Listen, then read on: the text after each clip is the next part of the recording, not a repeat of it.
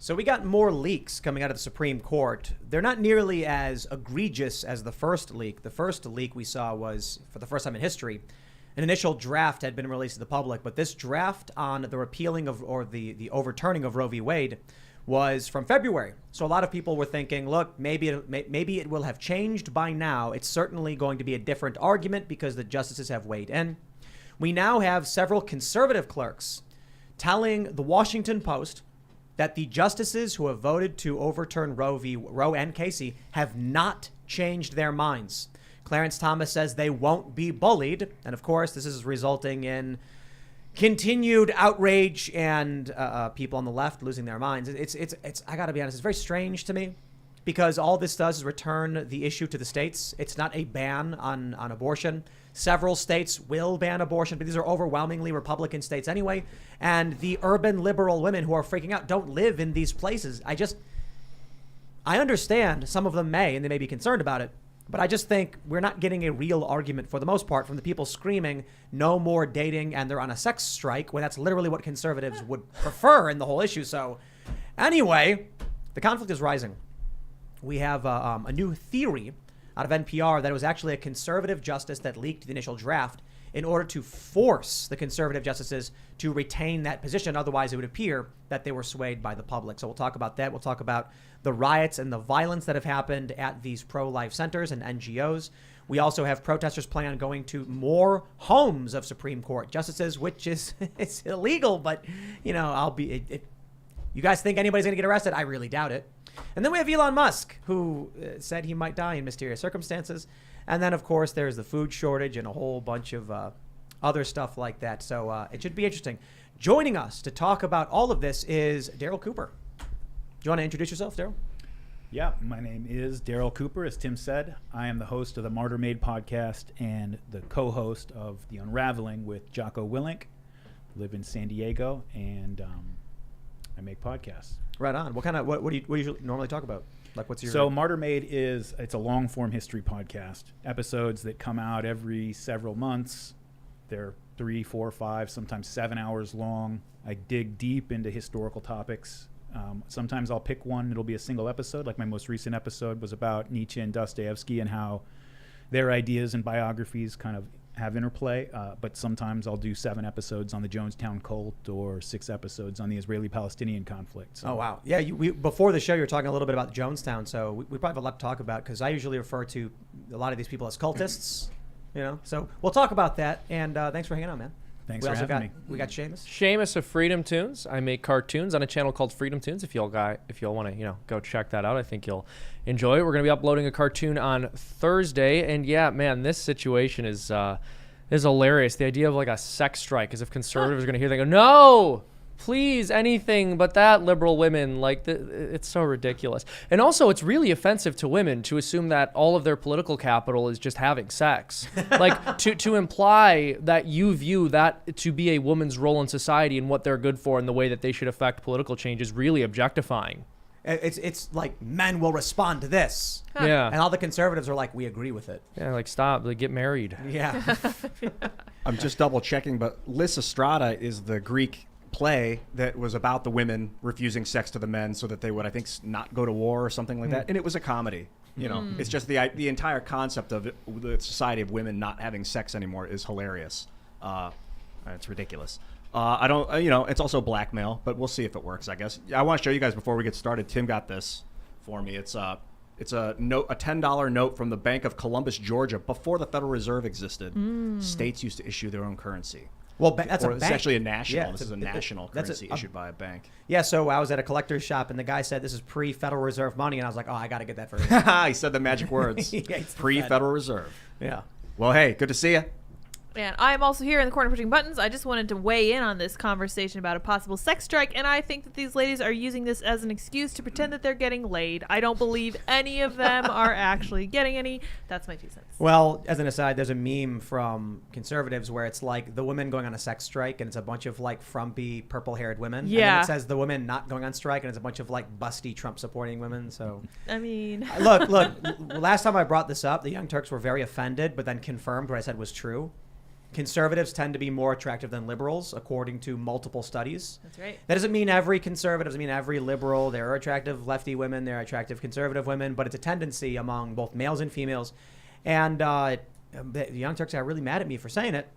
And then while they made fun of me and called me ugly, they confirmed everything I said. So there you go. All right, everybody. Before we get started, head over to eatrightandfeelwell.com and you can pick up your Keto Elevate at C8 MCT oil powder, 51% off today. I have cut out the sugars. I have been enjoying my C8 MCT oil powder in my coffee. And actually, I've lost like 25 pounds since last November. No joke. Yeah, I was getting big. And I didn't really care. And then one day I decided to care and stopped eating garbage. Started focusing on actual. I was eating this stuff for a while, by the way, but I just wasn't really just eating too much sugar, too much grains. Cut all that stuff out. Weight melted right off. Head over to eatrightandfeelwell.com. You'll get a 60-day money-back guarantee. Keto Elevate provides your body only C8, the most ketogenic MCT. That means it provides support for energy levels, healthy appetite management, mental clarity and focus, athletic performance. I can attest to that for sure. I've been skating almost every day. Keto Elevate is my favorite MCT powder on the market today. You'll get free shipping on every order. For every order today, BioTrust donates a nutritious meal to a hungry child in your honor through their partnership with NoKidHungry.org. To date, BioTrust has provided over 5 million meals to hungry kids. Please help BioTrust hit their goal of 6 million meals this year. You will get free VIP live health and fitness coaching from BioTrust's team of expert nutrition and health coaches for life with every order, and their free e-report, the top 14 ketogenic foods with every order. Again, eatrightandfeelwell.com. Thanks, BioTrust. And I just want to mention one thing as an aside too.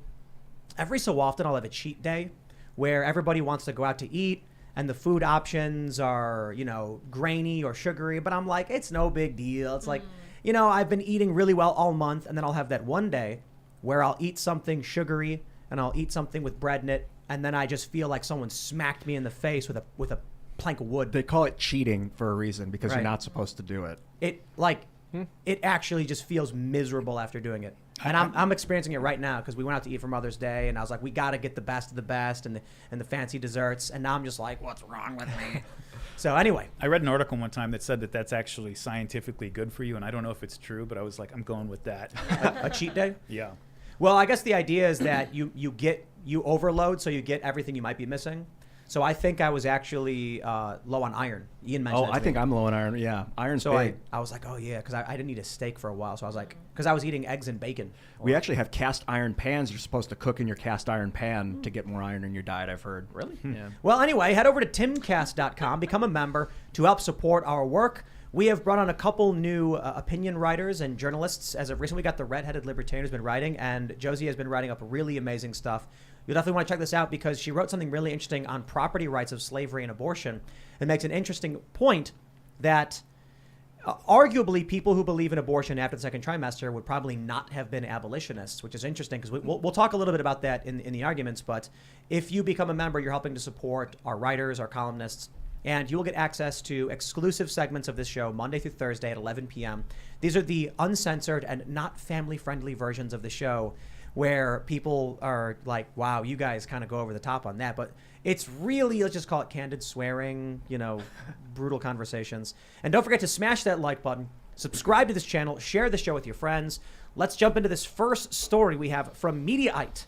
Washington Post obtains new leaks from Supreme Court revealing conservative justices are holding the line. Not just that, Chief Justice John Roberts appears to have lost control, and Clarence Thomas may now actually be in more control. We don't know exactly. There's only a couple leaks. The first leak was the initial draft. But check this out.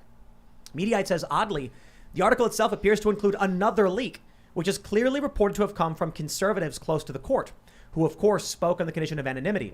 The sources are said to have told reporters about private conversations between Roberts and his fellow jurists as far back as early December. They say, the leaked draft opinion is dated in February and is almost surely obsolete now, as justices have had time to offer dissents and revisions. But as of last week, the majority of 5 justices to strike Roe remains intact, according to 3 conservatives close to the court who, like others, spoke on the condition of anonymity to discuss a sensitive matter. So we don't know who these people are. Clearly someone who knows what's going on in the court, presumably a clerk. They say a person close to the most conservative members of the court said Roberts told his fellow jurists in private conference in early December he planned to uphold the state law and write an opinion that left Roe and Casey in place for now. But the other conservatives were more interested in an opinion that overturned the precedents, the person said. A spokesman for the court declined to comment, and messages extended to justices were unreturned. Also, according to the Washington Post, they said it seems that Clarence Thomas was the one who instructed Alito to draft the majority opinion. And Alito has always been in favor of restrictions on abortion and opposing Roe v. Wade. So it looks like Roberts was trying to get the conservatives to side with upholding Roe v. Wade, and they basically said nope. Nope, absolutely not. So, thank goodness. Well, so is this bad? Let me show you the big point of the story. The Hill, regurgitating an NPR story, says the leading theory on the SCOTUS leak is a conservative clerk. And the argument is, with Justice John Roberts trying to get these other conservative justices to uphold Roe v. Wade, a conservative clerk released the draft opinion to force them to stick to it, because if they change their opinion now, it'll look like they were swayed by public opinion. What do you guys think? I mean, if NPR said it, I'm going to say probably not true. I think that if you're leaking Supreme Court documents, that's probably a federal offense. Mm-hmm. Yeah, exactly. I mean, regardless, this is a serious breach of ethics. I don't care who did it or why. We need to find them and we need to punish them. Yeah. What do you think, Daryl? It seems like part of a larger trend toward just undermining all of our institutions, right? And all of the customs and ways of doing things that have kind of been the glue and sinews that have held things together over all this time, right? The United States is a country, we got all types of people here, you know, from every continent on the planet, every religion, every race, everything. People who believe that all different types of ways of life are, you know, the most appropriate way to live. And you hold that together by a thread. And that thread is those traditions and customs and those institutions that we use to moderate our conversations with one another. And if we lose those things, we're going to lose everything. I saw this leftist meme post where they said Republicans are trying to burn the country down and destroy all of its institutions. And I thought to myself, that is absolutely accurate, 100%. The institutions that have been taken over by the left, the conservatives are absolutely intent on taking down, like public education, the Department of Education, colleges. So if you think about it in terms of what we value as constitutionalists, when I hear that, the constitutionalist part of me says that's ridiculous. The left has been gutting and destroying everything. They're the ones stripping the Bill of Rights and blah blah blah. But I don't want to just be, you know, overtly biased. I was like, well, what institutions are they talking about? I'm like, oh yeah, the universities. Yeah, definitely. Cultural institutions. Oh, you bet. They've been completely taken over.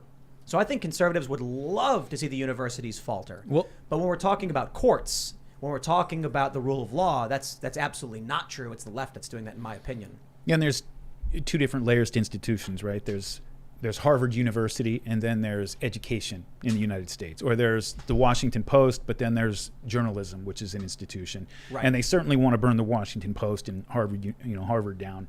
But I think that in their minds, at least, conservatives want to do that so that they can get back. Well, it's a really interesting point. The left, I think, looks at the brick and mortar structure as the institution, and the right views the concept as the institution. A just court is an institution. To the left, the Supreme Court is the institution, the court itself, the building itself. Well, I think the left knows that they're going to be able to intimidate people into doing their bidding by going after the actual physical location. So you look at the fact that they are genuinely trying to intimidate Supreme Court justices. And I think that when you look at the behavior of the right, there is no comparison between the right and the left in terms of how much rioting has occurred. I mean, the left, it's their go-to. As soon as this information got leaked, we knew they were going to be threatening violence immediately.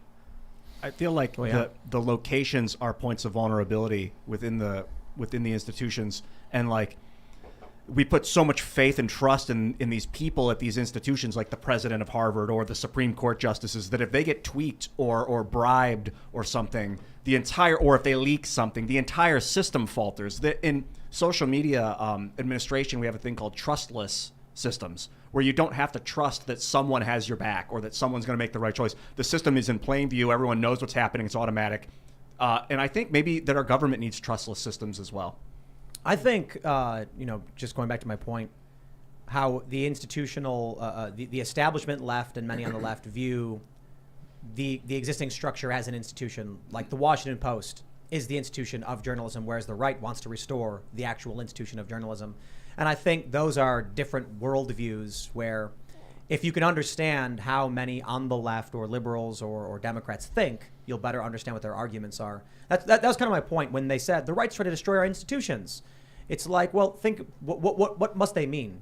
Harvard University, not education. They like their archaic structures. But I think, for us who believe in freedom and liberty, we like the idea of education. And education can come from anywhere. For me, came from going online and reading free information from various, professors or news outlets, and not formal education. Yeah, I don't think they're trying to destroy the education system, but maybe the public schooling system that Dewey set up in like the early 1900s, where they're creating these like factory workers and war, basically soldiers, are getting people ready to raise their hand and only speak when they're spoken to. I think a lot of people are done with that. They want school choice. They want to learn online. Phoenix University was really groundbreaking in the early 2000s, I think it was. You get your degree online. There's a basic difference between the way conservatives and progressives approach politics in general, down to the level of what they think the purpose and point of politics is, right? To a progressive, it's built into their name. And this is true of liberals as well, just that the purpose of politics is to get us somewhere. That there are certain things that either need to be fixed or improved or achieved, whatever it is. And the purpose of politics is our means of coming together to achieve or fix or these things. And conservatives don't see it that way. Conservatives have a much more tragic view of history. They look around and say, we're not going to some final destination in America. The goal of politics, politics is much more like relations between family members to conservatives. That the point of this is to make sure that we're all still friends tomorrow. That's the only point to politics, is to make sure that we are all still friends tomorrow and that we can come together to deal with things as they arise. And you're going to get very different approaches to institutions when that's the case, right? Progressives can look at it and say the point here is to get to that place where this social justice aim is achieved or whatever it is. And if an institution seems to be slowing that down, scorched earth. That institution is in the way. Whereas a conservative says, no, that maintaining that institution's credibility so that we're not all killing each other tomorrow instead of working through our institutions. That's the point. I was thinking about that too. I was like, there's got to be rules that we all agree to play by, but that doesn't apply to the progressive worldview. The progressive worldview has been, and I'll just throw it to the late David Graeber, where I started to think about these ideas when he said that elements of the left have embraced the fascistic tenet, there is no truth but power. And you take a look at what many on the right would call a double standard, and James Lindsay, I think it's James Lindsay, he said, there is no double standard. If it's good for the revolution, it's good. If it's bad for the revolution, it's bad. That's how you end up seeing contradictory concepts like you must be vaccinated regardless of your own body, and abortion, my body, my choice. They then act like conservatives are the hypocrites, when in reality, they just don't know what conservatives are arguing. Whereas conservatives are outright saying, it's not your body, it's the other body. Address from the argument from that point if you want to have a conversation, but they're not. So, ultimately, I think, for me, I wonder, what are the rules to the system we're in so that I can make sure we don't come at each other and go nuts, right? And it doesn't seem like it matters because the rules for, as you pointed out, for the progressives is to accomplish their social justice goals, where everyone else is kind of, for the most part, conservatives. But I think, whatever the two factions really end up being, libertarian or otherwise, is how do we live together and survive this catastrophe, I guess. Yeah, I definitely think there's truth in what you're saying. The left has a much more Hegelian approach to their view of history. They see it as this process and this structure that is building towards its ultimate end. And even that, I think, from a metaphysical Christian worldview, there's truth in. But I think conservatives, as you have said, do have this more tragic view of history. It's more or less we are teetering on the brink. It's not as if we are just guaranteed that tomorrow is going to be better than today. This could all fall off if we try to change the system in the wrong way. I want to pull up this story here we have from WUSA 9. Group to hold vigil outside Supreme Court Justice Samuel Alito's home in response to potential Roe v. Wade overturn. The group plans to host a vigil near Alito's home starting at 7:30 p.m., blah, blah, blah. A vigil! Oh, a vigil! So they already went to Kavanaugh's house, which is illegal. And now they're going to Alito's house, which is illegal. But don't worry, it's a vigil. Not a protest, a vigil. So the law says, the U.S. Code, you cannot parade or picket in front of a judge's house. I'm simplifying it, but I think it makes sense. The court precedent or the legal precedent is that due process and justice supersedes your right to free speech, because without those processes, you can't have free speech. So in this instance, people should not be going to the homes of these justices. But anyone want to take a bet as to when or if any of these people will get charged with any kind of crime? Shaking your head already, everybody. Well, let me tell you, if any of them do get charged, we're going to see politicians tweeting out the link to the GoFundMe to get them bailed out. Yeah. So this is a vigil. The definition is the act of keeping awake at times when sleep is customary. So they're just going to go sit and stay awake all night outside his house? No, they're screaming. If they're screaming, then it's a protest. Right. It's semantic games, manipulation. Yeah, exactly. They don't, Well, we already know that Jen Psaki has no negative words to say about these protesters. She's like, well, people sometimes feel very passionate. Like, oh, yeah, they felt passionate on January 6th, and you have a very different view of that. Well, I mean, there's January 6th is different from showing up to someone's house, but showing up to someone's house is overt terror. Worse in some ways. Worse in some ways. In many ways, actually. But Jen Psaki did walk this back. She came out and she was like, she tweeted. It's probably not even her. It's like some intern tweeting, like, sent out a message. And she was just like, violence can never be tolerated and people should feel safe. It's like, I missed the part, Jen, where you included don't go to the homes of these justices, which they're doing. So I think, I was talking about this earlier. A lot of people say it's worse now than it's ever been. But then people like to point out the assassination attempts of the past and the weather underground, you know, the weathermen and the bombings and stuff and the death. I think back then we had acute spikes of political extremism. And today we have a low, consistent rumbling of extremism, which is worse. It's death by 1,000 cuts. The way I explain it is, if we in the past had an assassination attempt, that would be like someone taking a pickaxe to the hull of your ship. Boom, they punch a hole in it, the water's spraying through, and you're like, quick, we better patch this hole up. And everyone panics and you rush and you patch the hole up. Today, it's 1,000 small holes, and you can't patch them up fast enough. It is death by 1,000 cuts. So this low-level rumbling that is affecting every level of government, that's consistent. I mean, I'll put it this way. I've been saying for how long? Tensions are escalating, potential civil war or strife or whatever, some kind of hyperpolarization, then geographic polarization. And then we get a story about the overturning of Roe v. Wade. When I even said before the story came out, that I think abortion could be a catalyst for another civil war. And not just me, Stephen Marsh said it. He's the guy who wrote the book, The Next Civil War. And now, sure enough, it drops. They're going to overturn it. They're holding firm with the latest leaks. People are already starting to protest in front of justices' homes. Law students are defying the idea of the sanctity of the court.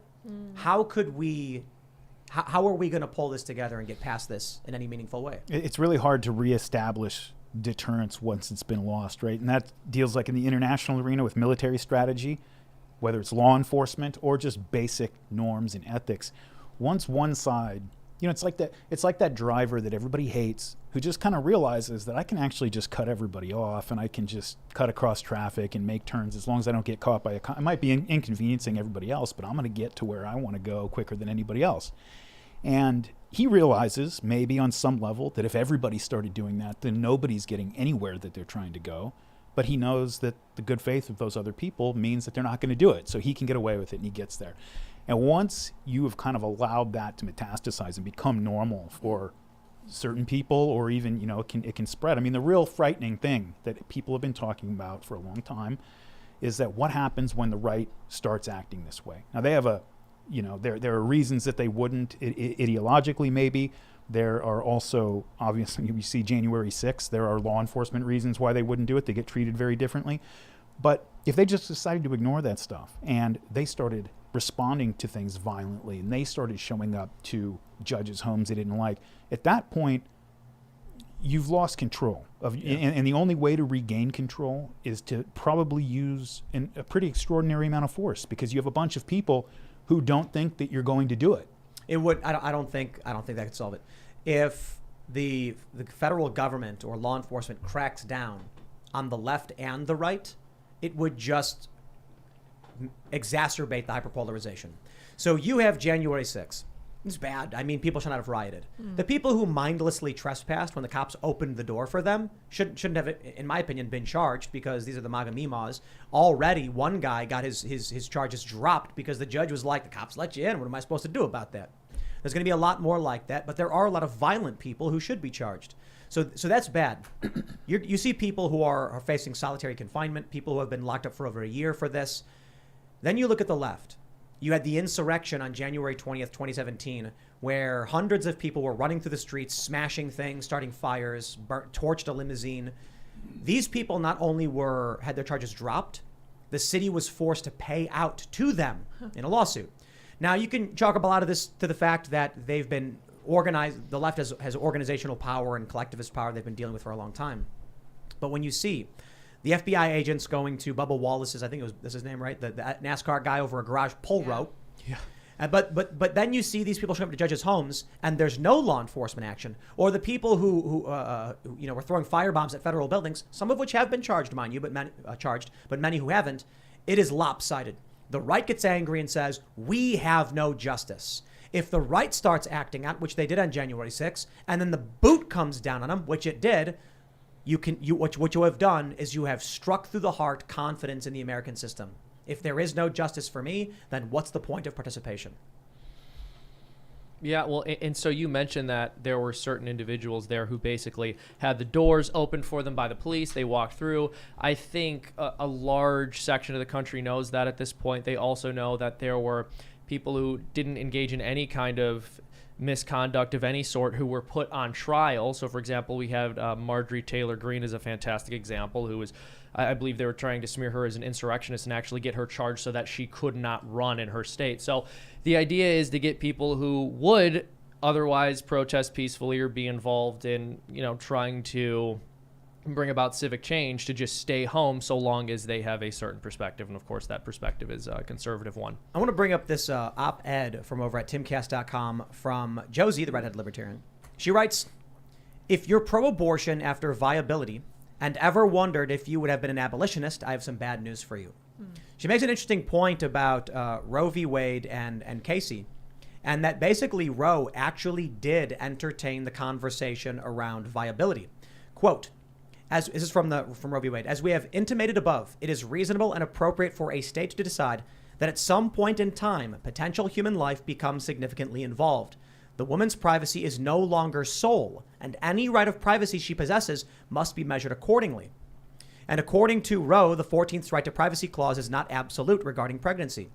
Although the results are divided, most of these courts have agreed that the right of privacy, however based, is broad enough to cover the abortion decision, that the right, nonetheless, is not absolute and is subject to some limitations, and that at some point the state's interests as to protection of health, medical standards, and prenatal life become dominant. We agree with this approach. Josie writes, so once again, according to Roe, we have a clear understanding that a baby is a baby at viability, and it's fair for states to regulate proposed termination if they so choose. We also have a clear understanding, thanks to Roe, that a mother's personhood may not be absolute at that point in some states, and it's fair for states to regulate proposed termination of a baby if they so choose. Roe had limited abortion in the first trimester, but thanks to Planned Parenthood v. Casey, that part of Roe was overturned. So states can already do what they want, barring absolute bans of the practice. Emotional arguments aside, this is an extreme, unpopular, and highly unlikely outcome, no matter how many legislators co-sponsor the bill. In terms of property rights, historically, people in some states rejected the idea that they did not have ownership over another human, even when the laws in other states said, yes, this person is a human here. When they believed a separate human belonged to them, that this separate human was less than human, and that they could do with that human as they pleased, but by no hyperbole, that was slavery. Here's my thoughts on this. We mentioned last week. Almost every instance I can think of, when there's been an attempt to expand personhood, constitutional rights to a group of people, that is ultimately played out. And we've seen that actually with the trans argument. States across the country are now entertaining gender identity as a protected class. Even at the federal level, in many ways, they're doing it. So this happens. Why would babies be the one exception to this tendency throughout history? In which case, it seems that the only likely outcome is going to be abortion becoming banned based on the historical trends. I mean, it's gender as a protected class is a slippery slope because if someone's able to choose their gender at will and then gain a protection of some sort legally, that's complete insanity. So I don't know. That's what's I think, happening. I think we're talking about viability, baby viability, and as viability is getting less and less, it's getting shorter and shorter. Like now, a 5-month-old baby can be born into an incubator and live there for 3 months, and then as it matures. But I don't know if that's really considered viability, because if the plug comes out, then the baby dies, and like. So, Well, it's an interesting question. It's if the baby can survive independent of a mother. I mean, there are people who their kidneys fail and they need dialysis, but they're still considered viable human beings. So the issue is, as technology progresses, viability will extend all the way to day 1, I'd imagine, eventually. In fact, day 0, we'll probably be able to. We've already grown, I think, sheep in bags. So certainly the same could be done for humans. It's just an ethical question of, we should not do that. So I think that's like a step of like they might start harvesting women's eggs in ovulation because they are viable. That's crazy, psycho. You can't do that. Well, there's a difference between an egg and a zygote. They're like, right? they cannot allow it to. Well, the difference is it's unfertilized, but doesn't mean it's but once the sperm enters and you have like a completely unique set of human DNA, I don't think that there's anyone who argues. The only people who argue that an egg cell is equivalent to a zygote are pro-choicers who are trying to straw man pro-lifers. What about like birth control? Why is the church so against birth control? Because the purpose of human sexuality is unity and procreation, and birth control perverts one of those purposes. It's not because there is an act of murder which occurs, which is which is what we see with abortion. It's for very different reasons. So when we talk about viability, I'm just concerned about the technological aspect of the viability. I get it, like if the mom's not around, the baby's going to die until it's like 11. A child can't take care of itself. But if you're talking about a breathing machine, that's a different story. But I think this question of viability plays exactly into what I was thinking last week with the inevitability of abortion being banned. If technology progresses to the point where a baby is viable the moment of conception through an artificial womb, and there's a question in Roe about at what point viability makes this life form a person under the Constitution and worthy of protection. If their initial assessment was, well, by the second trimester, you got a baby with a heartbeat and a brain and all that stuff, so its rights are now in play here. Well, then, if the baby is viable from day 0, the moment of conception, then why would we ever allow abortion? At that point, once technology gets to that point, it seems like, I'll put it this way, the question of trans rights only exists because of the invention, the isolation of hormones. Before we actually knew what hormones were and how to get them, there were people who identified as trans, but there was no hormone replacement therapy. Now that we have that, we have a question constitutionally about how far this can go, and ultimately we're seeing states starting to enact gender identity protections. Technology is going to do the same thing for human life in terms of abortion. I think the end result is abortion gets banned. I've always fantasized about some future scenario where they actually isolate the gay gene, the gene that makes you a homosexual, and then conservatives start aborting all their gay babies, and then you have all the people on the left actually coming out and protesting against abortion and trying to ban it. That would be interesting. I honestly, I don't think conservatives would do that. I don't either. Yeah, I don't. Well, there's not actually a gay gene, I don't think. No. I'm He's just thinking. living a fantasy Spitballing. here. I was going to say, oh yeah. hey, what's that? I've been workshopping this theory, and you guys are welcome to disagree with me.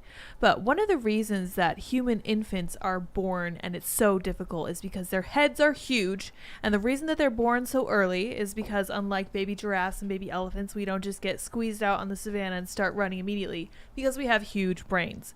This is part of the reason why you could potentially argue that a 3-year-old child is not viable, because if you leave a 3-year-old child to its own devices, it will die in relatively short order. It will starve. It's unable to feed itself or whatever. Or be raised by wolves. Oh yeah, exactly. I mean, that's possible. It's happened. Exactly. No, and start a city called Rome or Rome, something along those lines.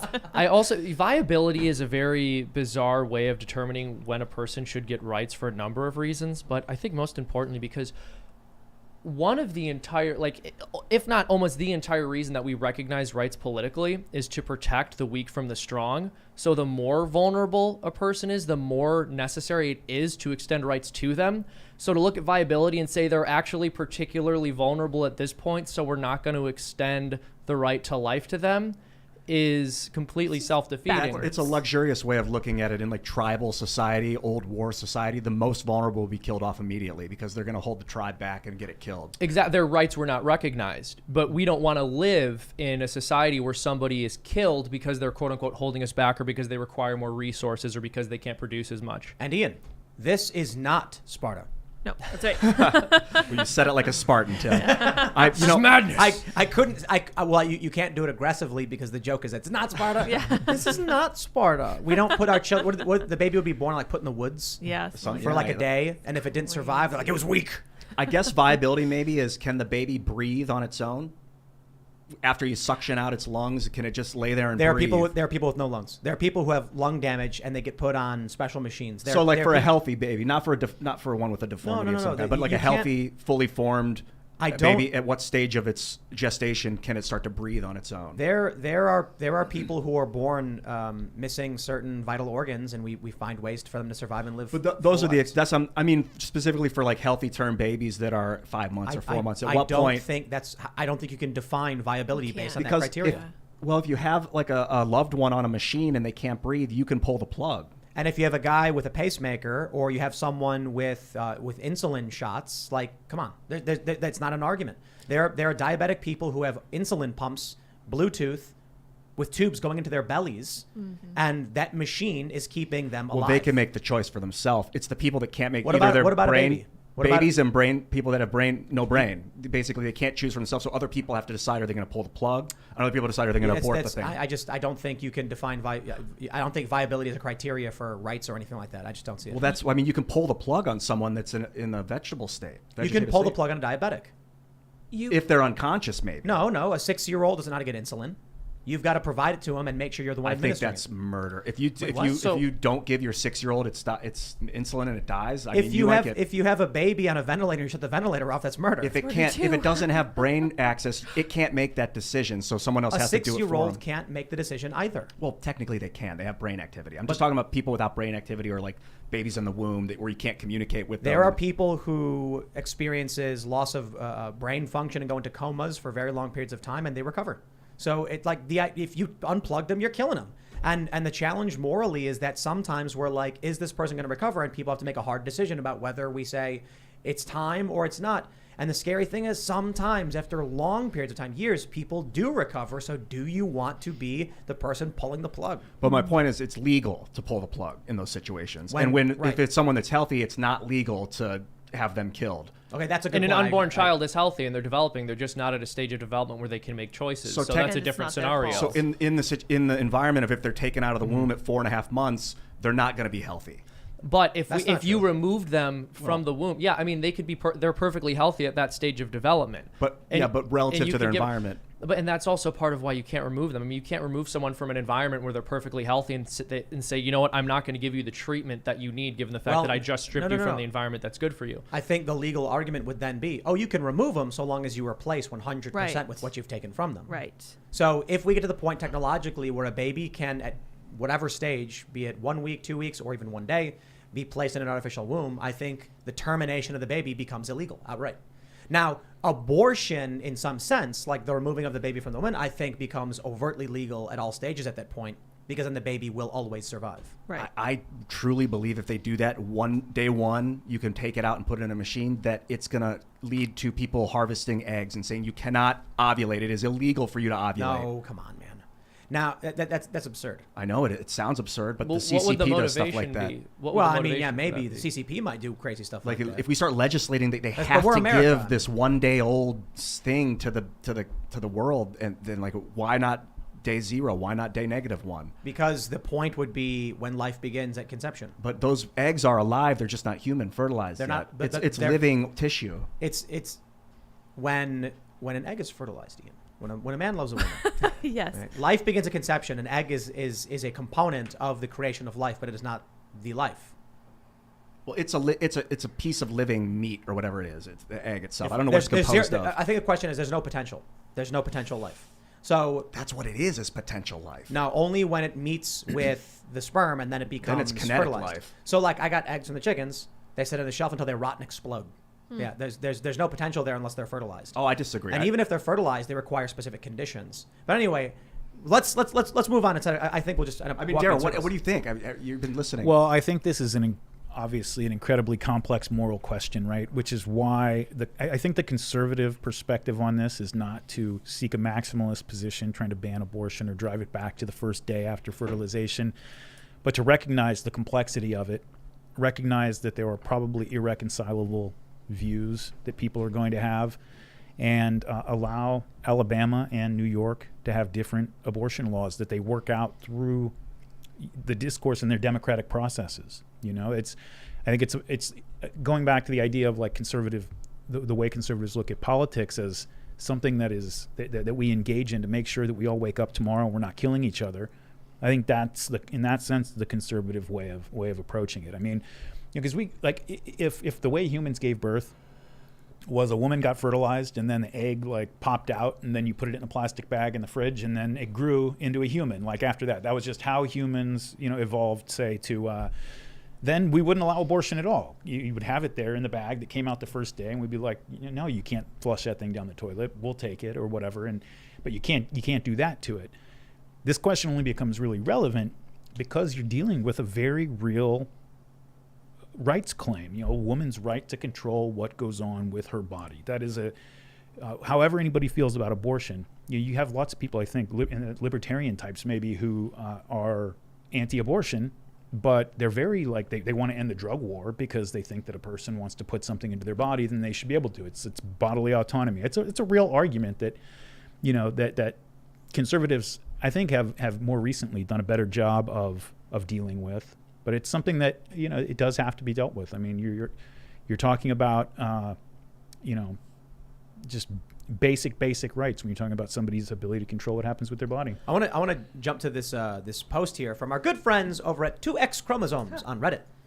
A top post says, "Delete your dating apps. No more women on dating apps is the only language men speak.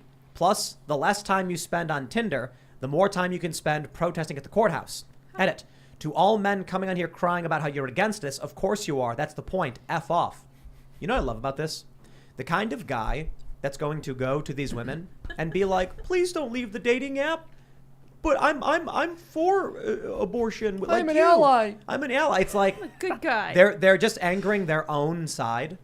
These men who are doing what they want. Meanwhile, conservatives are like, "No, wait, don't delete your dating apps." Well, it just goes to show you that feminists don't like male feminists either. Yeah, I mean, who does? No, but I think it's funny that this is the consistent argument. So we have this one post says, "I deleted mine a while ago, but before this leak, I was just starting to consider trying again. Nope, F it. I'll stick to a vibrator in my imagination. Mr. Buzzy can't get me pregnant, can't lie about not having an STI, and doesn't care if I also see Mr. Rabbit or look at a Hitachi at the store." Yo, this is, there's, what's the right word? I don't want to say they're crazy, but they're kind of crazy to not understand the nuance in what's happening here. That they don't know what conservatives think about this. They've probably never even spoken to someone who is anti-abortion about what's really going on and why they think it. And the fact that these women probably live in blue states. I genuinely do not understand it. I don't believe they actually know what they're arguing for or against. Do you think that's what they're doing outside the Supreme Court justice houses? They're deleting Tinder. They're like, we're not. They're like, look, Kavanaugh, now you're not going to see me. You're going to be able to swipe, delete. There are so many examples of the left circling back and coming back to traditional social positions through a back door. I remember a few months ago, I was listening to Jordan Peterson interview this child psychologist from Canada. Apparently he's a big wig. He won the Nobel Prize of Child Psychology or whatever.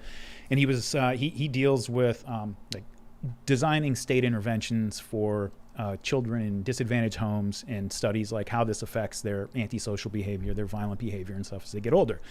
And so he's describing how all these different programs would work, and he's describing this one in the middle. He says, so what we'll do is we'll have a social worker that'll come into the house, of a single mother who maybe doesn't have any experience, doesn't really know how to handle certain things when the kid does this or does that, how they're trying to communicate. And the social worker will be there who has this experience, who can kind of tell them oh, this is what the kid is trying to do, and kind of walk them through these processes. And Peterson kind of pauses for a minute and he goes, well, that sounds like a grandmother. And it's then I realized everything he had been describing were just bureaucratic replacements for all of the things that have been lost over the last several decades, and that was one of them. And this is it just sort of happens that way. Well, I want to mention there's also an additional component to this. You're correct that the left will end up in a roundabout way rediscovering some form of social conservatism or traditionalism, and then at that point the right starts defending whatever it is the left was pushing for 50 years ago. And so historically, before we just had these like isolated nuclear families, people did tend to live with their older relatives, their older aunts or uncles or parents were still living with them, helping them with the children. And now we're at a point where people are putting their father or mother in a nursing home when it's unnecessary just because they don't want to deal with them, and they're calling themselves pro-family conservatives. Have you seen now what the far right is pushing? This is how it gets scary. bad. They want this insane meme of rejecting modernity and returning to tradition. You're going to be shocked by what I'm going to show you. In a tweet from Jack Posobiec, he says, "Remember what they took from you." He's and right, this though. shocking image, Dare they? it's Pizza Hut and the Pac-Man machine, Book It, the red cups, the little dinosaurs, Care Bears, the salad Pizza Hut bar. lamp. So Jack has been going on this, Pizza Hut nationalism thing? He loves Pizza Hut. Where it's like Weird. Pizza Hut used to be great, and now it's basically. I'm kidding, by the way, about the far right, stuff. The weird pizza claymation or whatever it was. He was telling a story how he took his kids to Pizza Hut because he remembered what it was like when he was a kid, and it was just trash. There was garbage everywhere. It was messy. He was like, "What is this?" And I'll say, he's obviously joking to quite a bit, but there is a bit of truth into what he's saying. That there were things that we had that were nice that are now gone, that have fallen apart. And you mentioned it was a bureaucratic replacement.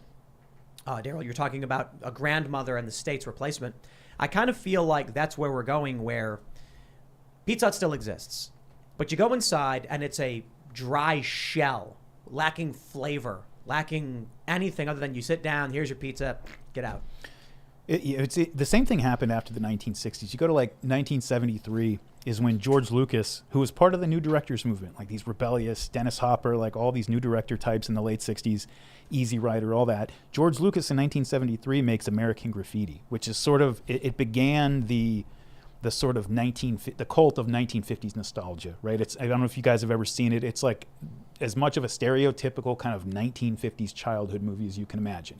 And he was open about why he did it. He said, because everything that comes out now is depressing and it sucks. And for the last several years, every film that's come out has just told us how bad we are, how evil the war is, how et cetera, et cetera. And I just didn't want any more of that. And I don't think a lot of other people do too. And it started that trend. Happy Days came out a year or two later after that. And for us, I think we're kind of going through a similar thing. In the 80s and the early 90s are kind of our 1950s, There's that 70s show, which was the late 90s, right? Yep. And the crazy thing is, I think, is this true that, that 70s show was closer to the time period when it was released than we are to the 90s now. Ugh. Yeah, because Gross. So they're Thanks for that. they're doing a reboot, I think. Aren't they doing a reboot, that 90s show, and it's about the cast of that 70s show? Wow. They 20 tried to years do that later. 80s show. Do you remember that? Yeah, that was Oh, I thought you were going to say no. No, but I think it might just tanked. be that people have nostalgia for when they were kids and they always thought it was better. Well, that and Yeah, it looks like Yum Food Brands bought, I don't know if they bought Pizza Hut, Taco Bell, and KFC in 97. China. Basically, Yes. this Tricon Knew it. Global Restaurants Incorporated in 1997. Globalists. It came out of PepsiCo. It's kind of obfuscated as to who owns what here, but I think they all got merged. I just corporatized. got to point out that I have fond memories of going to Pizza Hut when I was a kid. When you would get the Book It thing, and you get the little wheel or whatever with all the things you win, and you go in and you get a little pizza because you read the books or whatever. yeah. And Jack is obviously making he's being silly about it, but there are people on the left that are really upset about Jack's statements about Pizza Hut that genuinely confuse me. It was fun going to Pizza Hut when we were kids. Everything else is meant to be more silly and a joke, but talking about how the things we did back then we don't do anymore, and it kind of sucks. And times won't stay the same forever. But it's just funny how angry they got. Well, they hate fun. Yeah. They literally that's true. hate fun. That's true. Yeah. people have I disagree. nostalgia. I think they're addicted to it. People have nostalgia for their childhoods all the time, obviously, because your childhood was the time before everything got so complicated. But that is also true, on a real societal level in this particular age, as well. I don't know how old all of you guys are exactly, but I'm like right at that age where I was right in that sweet spot where I lived enough of my life, about 20 years before I ever really got on the internet. I kind of knew about it, and I would, How old are you? I'm 40. Oh, okay. And so 36. right at that 43. age where you have enough experience of the world, what it was like before everybody had smartphones and everything, and yet you're young enough that you can pick it up and you can learn it and you can kind of get fully integrated. And it has it's radically changed things, and I think it's made things more complicated. These kids today will not know the joy of hearing the phone ring and racing your sibling full speed to try and answer it first. Yes. Or watching something on television and having to like go grab your snack during the commercial break. Yeah. Actually, to be honest, though, that is coming back to a lot of streaming services. Well, there was a. But there's- I think real quick, there's a funny post where someone said the kids today will never know the joy of rushing to the kitchen to grab snacks during a commercial break Yeah, and your yeah. sibling yelling, "It's on." That's right. And then it was on Tumblr. Someone said they couldn't just pause it.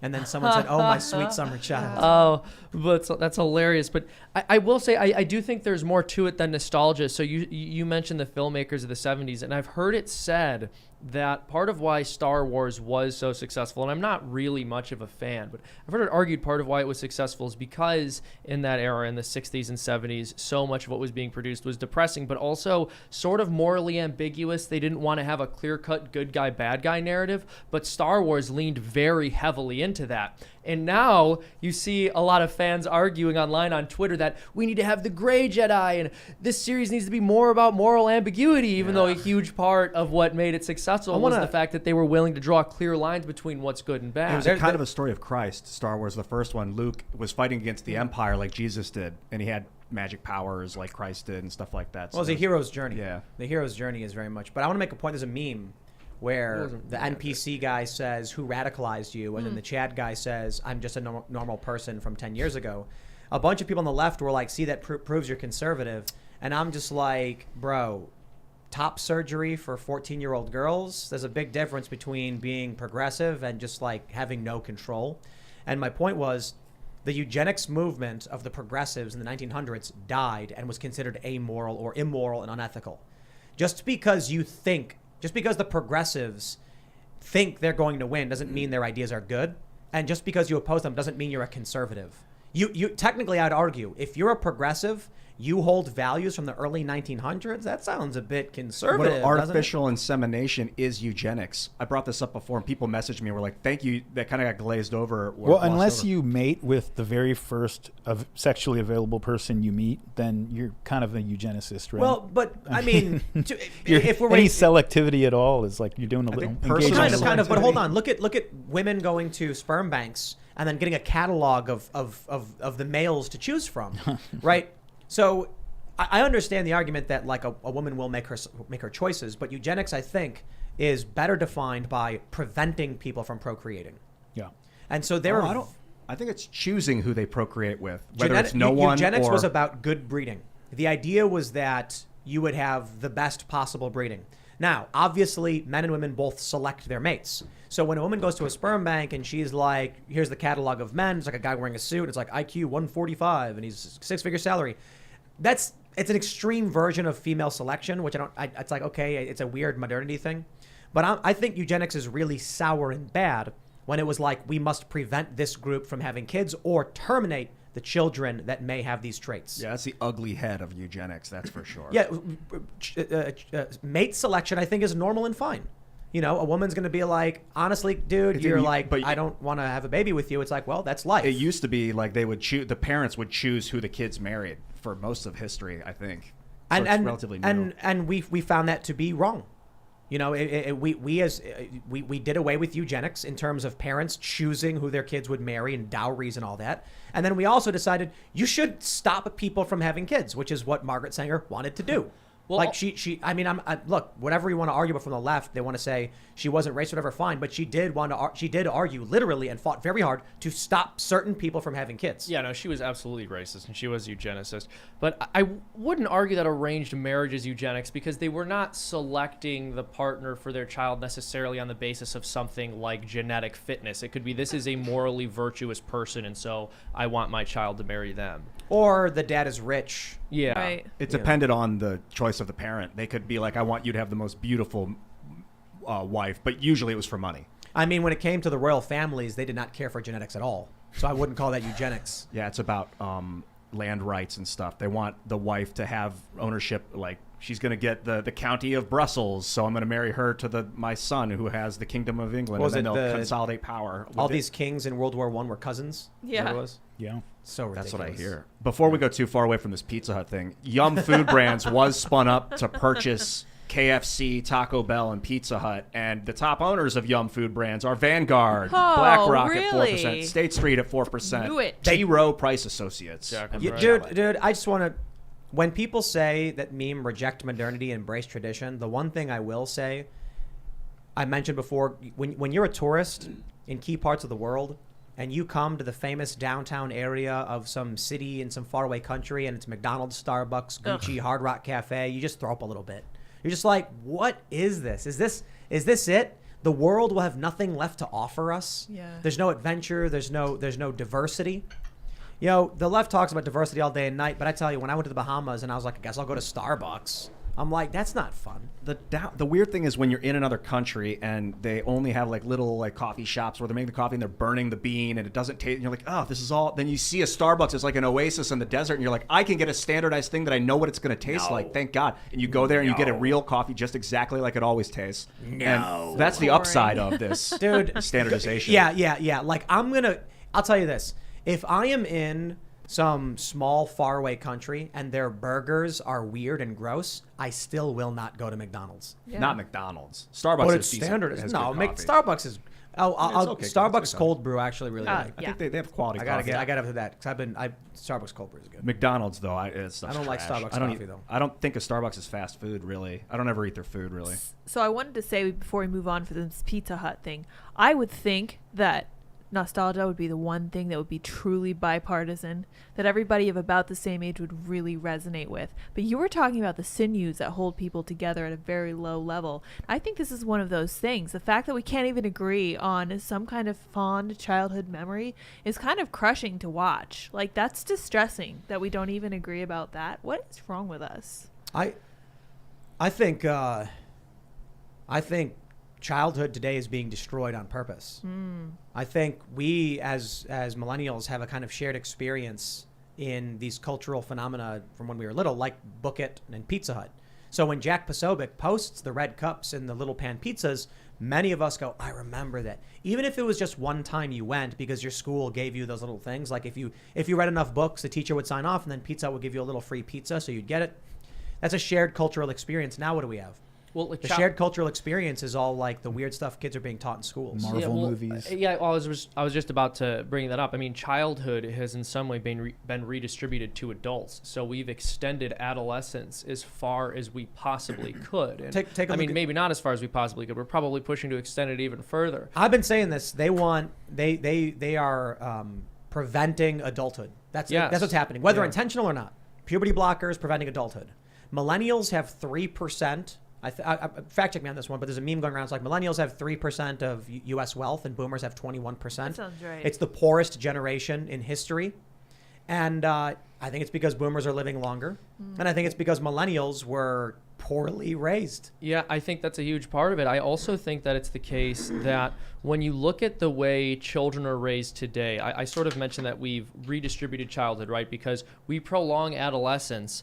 But on top of that, it's not as if we give to children what was traditionally given to them. So at a very young age, 8, 9, 10 years old, a kid is handed a smartphone, which is a tool for an adult to use, but they just use it to do unrestrained, irresponsible things.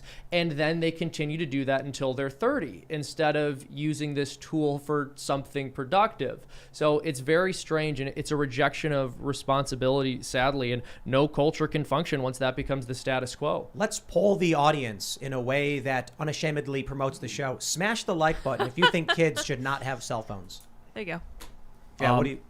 I've been thinking a lot about this because we talk about kids getting access to the internet. What age should they get access to the internet, and what's it going to do to their brain to have all that information blasted at me? And then I started thinking, you know what? That happened to me when I was 26 years old. I got on YouTube and people started hitting me with all this information. So I started looking up the Federal Reserve, fiat currency, the Bank of International Settlements, the American War Machine, liberal economic order. And I'm like, wow, we're not. I went insane. Society would have classified me as insane. I was completely destroyed mentally and had to rebuild what I thought I was. That's happening to kids when they're 5, 7, 8. And it's happening to adults when they're 60. So this internet's danger, man. It's the danger zone. It's a minefield for the mind. And we got to treat it like that. Yeah, and it subverts this process of growing up, right? Where, like, we were talking before the show about this plan I have for my kids, where I'm going to have like a library, and there's going to be bookshelves full of books, so that the kids grow up and they're just used to there being books all around. And my plan is, like, the books at the very bottom, those are going to be kids' books. You get up a little higher, a little higher, a little higher. Those are going to be the ones where I can tell my kid, you're not ready for that yet. And then they're going to be like, oh, I want that book. Now, that's something that happened, like, with all of childhood back in the days. There were things that you were not old enough for yet, that you don't get to see that. You don't get to experience that yet. You're just not old enough. You're not at that point. And it creates that sort of yearning to mature and grow up. And now, because of smartphones and just the permissiveness of the way we raise kids, you're 7 years old. You can see anything. You can do anything. I am shocked and offended by how you described what your children will be reading. Clearly, the only things they should be allowed to read are Harry Potter and The Handmaid's Tale. Handmaid's Tale. Come on. Handmaid's Tale. At every age. What was the joke? We're making we're going to synthesize them and do a reboot that lefties will really pay money for. It's going to be called The Harry Handmaid. The Harry Handmaid. Handmaid Harry. What was like Harry Handmaid and the Sorcerer's Tale, something like that, Philosopher's Tale. So good. You're I a like this, handmaid Harry. I like this idea that you're going to have books for your kids in the future. One time my dad was telling, I was in the bathtub, I was like 6 or something or 7, and he started to tell me a joke, and then he was like, I'll tell you when you're older. And I was like, no, what? And he was like, I'll tell you when you're older. So like 15 years And then it's like a went rite by, of passage when he finally tells you, but you're like, oh, I've arrived. Well, 15 years went by, and I asked him, what was that joke you were going to tell me? And he was like, I don't remember what you're talking about. So make sure they get a chance to read the books. When I was little, we had cable. And the cable box, man, I remember this is crazy. Had parental lock on it, 4-digit code. And whenever we wanted to watch Beavis and Butthead, my mom had to be like, only if I'm there, we can, I decide you're allowed to watch it. Because some of those episodes of Beavis and Butthead, not for little kids, but some of them were just hilarious. Yeah, there's something my dad said to me when I was growing up, which is that, and he was referring to the television, but this is the first time in human history that people let complete strangers into their house to teach their children things without any kind of filter. And when you put it that way, it becomes clear just how alarming the situation is. But and yeah, is this millennials doing it? What do you mean? Millennials? Well, my dad is he was referring to his own generation and the fact that they sit their kids in front of the television or don't police what they're watching. They don't filter any of it. And so it's very, very sad. It's very sad. And there are so many horrible things kids get into at an early age. I mean, we're not just talking about bad political theories or horrible advice. Children end up seeing pornography at a very early age, and it warps them. Dude, when I was in 7th grade, we had that one kid that every male friend group has who was like the pervert kid, right? And he brought a couple of his dad's Playboys to school one time. And everybody like who found out about it was like, oh my God, no, he's got a couple Playboys. And then he got caught by the teacher, and we're like, well, he's dead. I mean, he's clearly going to be executed like on the playground. Like his life is completely over. And it's like now, today, little Johnny brings a cell phone to school, and you got to explain to your 6-year-old what X, Y, and Z are. That's terrifying. And instead of being like kids shouldn't have cell phones, you have these teachers being like kids have questions. Yep. And we're going to answer them and show them graphic pictures. I love it. The Washington Post's writing that op-ed where it's like, it's a book about being genderqueer and kids need these stories. And it's being banned now. And then Amazon's like 18 and up only because it's got graphic depictions of adult activities in it. Well, and they would not put the actual images from the book in their publication because they knew they were too depraved. But they were arguing that children should be shown those images in public schools. That's how you know they're creeps. Yep. Because they know what's in the book and they're lying. Yeah, it's really remarkable, actually, if you go back to the late 60s, how many of the radicals from that era, after they got done being, fake revolutionaries, went into early elementary education or like went into the educational training. You have guys like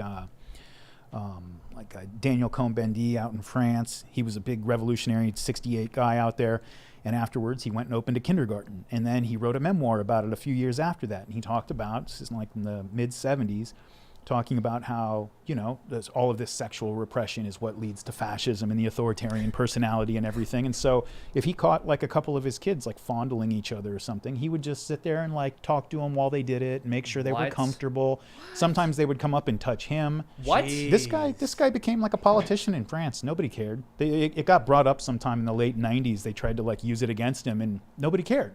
Yeah, so I've mentioned this on the show before, but there's a fellow by the name, or a disgusting pervert by the name of Alfred Kinsey, and he is known as the father of the sexual revolution. He is the father of sexology, or the modern scientific field of studying human sexuality. And in his published works, he had data tables that were collected by sexually abusing young boys, and this had been done to over 200 minors, boys under the age of 15, including infants. I won't explain what the data tables say on air. It's really disgusting. But so much of this stuff is completely out in the open.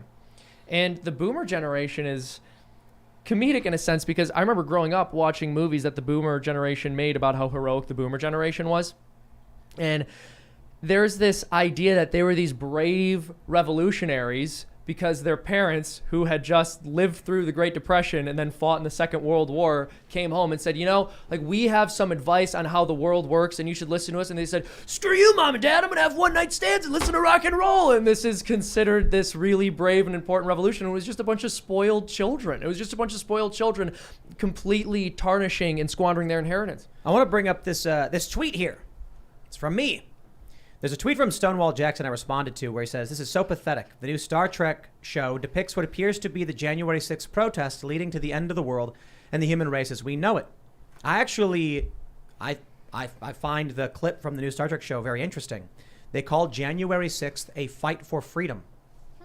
Yeah, no, zero. So I don't know if we can play it because, they're very litigious here on YouTube. But he says it started with a fight for freedom. Shows audit the vote on January 6th and then the protests from the summer. And he says it ultimately led to the eugenics war and then finally World War III, where hundreds of thousands of species were wiped out. But hold on there a minute. Is that not plausible? It starts with a fight for freedom, so they describe. January 6th, they show. Kind of crazy they would call January 6th a fight for freedom, but sure. Led to the eugenics wars. Well, hold on. What's happening right now? Roe v. Wade is being banned, and the left is going to the homes of Supreme Court justices, and there's a nonprofit, pro-life nonprofit, at a Molotov cocktail thrown through its window, reportedly. That's the accusation. And several pro-life pregnancy centers were vandalized. In this show, or maybe they didn't realize it, it makes sense. It's plausible. In today's day and age, a eugenics war? Yeah, the abortion issue. I think it's kind of poorly written because if because then they go, it led to which led to civil war, which then led to world war. Well, he says ultimately World War III. Ultimately World War III. What he would really be saying is then China and the United States, and he talk about World War. The stuff leading up to it is forgotten. Well, no, hold on. I think this actually works. Let me break it down for you. It's political crap. You've got January 6th, a fight for freedom, as he calls it. You then have, people are fighting, tensions are rising. Roe v. Wade gets overturned, and then all of a sudden you have blue states outright saying abortion, even in Virginia, after birth. And the media will claim it's not true, but we all heard what Northam said. The baby would be delivered, resuscitated if that's what they wanted, and kept comfortable. And then a conversation would happen, which basically means what? Fine. What's the conversation about? Let's just say, well, he wasn't specific. Colorado, limitless, no restricted abortion. Could this lead to a conflict, which is about whether or not some people should not have kids or should? It's happening. How could it then become World War III? He may be oversimplifying it. But the political conflict inside the United States could ultimately result in a unipolar world destabilizing, China expanding in various countries, Russia expanding in Eastern Europe, the U.S. still trying to maintain unipolar dominance, and then World War III. I think it's fascinating they wrote this through it. But I will start with the point where they describe January 6th as a fight for freedom. Yeah, I think, what? And I'm sure you know this, I appreciate your analysis, but obviously they were trying to smear the right, more or less put it on conservatives. No. You really don't think so? You think they're trying to be neutral? In what way could you, he literally shows January 6th as a fight for freedom. How could you in any way say he's trying to smear them? Well, I think when you look at the track record of Hollywood and their analysis of current events, they tend to come down on the side of the left. And I would also argue that for a television show to explicitly say they were in favor of what happened on January 6th would basically be suicide. You would have said it started with disinformation riling up disaffected citizens into believing their country was stolen from them and rioting, which sparked a civil war. No, he said a fight for freedom. I think January 6th wasn't a fight. There was a few people that got into it, maybe, but it wasn't. It was just a protest. Maybe he was talking about the feds, and he's like, those feds were fighting for freedom. It does then show Summer of Love stuff, so. Yeah. So also, it's possible, they write the dialogue and then the editor ends up placing certain images over the dialogue that the writer might not have intended. But, I think I agree with you, Ian, about the point that it's a little bit lazy. So it's not abnormal for a science fiction show about the future to comment on current events or at least contemporary culture. But to do it in a really over-the-top way like this seems really lazy. Instead of creating an allegory for it or having characters in the future present a situation you might be more detached from than the current event, they are literally showing things that happened today and commenting on it. I think it's a ripoff of a Star Trek episode where Data asks about terrorism because they visit a planet where there are terrorists. And then Data says, I don't understand some elements of their conduct. We say it's wrong to do these things, but it's actually been quite successful for many groups. And then he mentions Mexico, Ireland, and then he mentions a fictitious 2022 or 2220 something event, Star Trek world. And basically what Data does is he asks a question about terrorism using real historical elements and then a fictitious sci-fi element from the future we haven't encountered yet. It seems to be the exact same thing they're doing. It's lazy. It's very lazy. I mean, it's video footage from last year, too. That's why I watch Star Trek. That's why I watch sci-fi shows about the future. I want to see video footage from last year. Yeah, right. What the heck? Laziness. No. But I don't know. I find it fascinating. I wonder, Laziness or short-sightedness or like a lack of creativity on or a political underhanded move by the writers. I don't think you can. I mean, I haven't seen the clip, but I don't think you can put a January 6th clip in that context on a show without it being a political decision. I mean, I think that's something that's done on purpose. Yeah, absolutely. Well, that also shows the George Floyd's right. Yeah, right okay, too. yeah. Well, but and of course, this kind of thing affects rewatchability. Like if people will go back and rewatch episodes of TNG or the original series, and I really don't think people are going to be going back and rewatching this 15, 20 years from now. Not many of them. I'm not watching it the first time. Yeah, I'm exactly, a huge Star Trek exactly. fan. They've just, you know what it is? I don't know. They hired a bunch of people who hate Star Trek to write Star Trek. Is this the one with Stacey Abrams? She made an appearance as like the president of the planets or something. Did you guys? That was Discovery, I think. Stacey Abrams, the president of Earth. Okay, political Star Trek trash again. They have a politician as a character. You mentioned this earlier. We were talking before the show about the late night TV and how they're in the key demo. We actually rival some late night television shows, which is actually really bad for them because they used to get 20 million views. And the funny thing is, you mentioned how older people watch those shows. They used to watch it every night, but now all of a sudden they're being made fun of. This is the funny thing. Like Jimmy Kimmel, for instance, and like the late night. The people who are watching CNN, the people who are watching these shows, the overwhelming majority are like 60 to 70 years old. And they're trying to make the politics of these shows fit a millennial, leftist, or progressive worldview.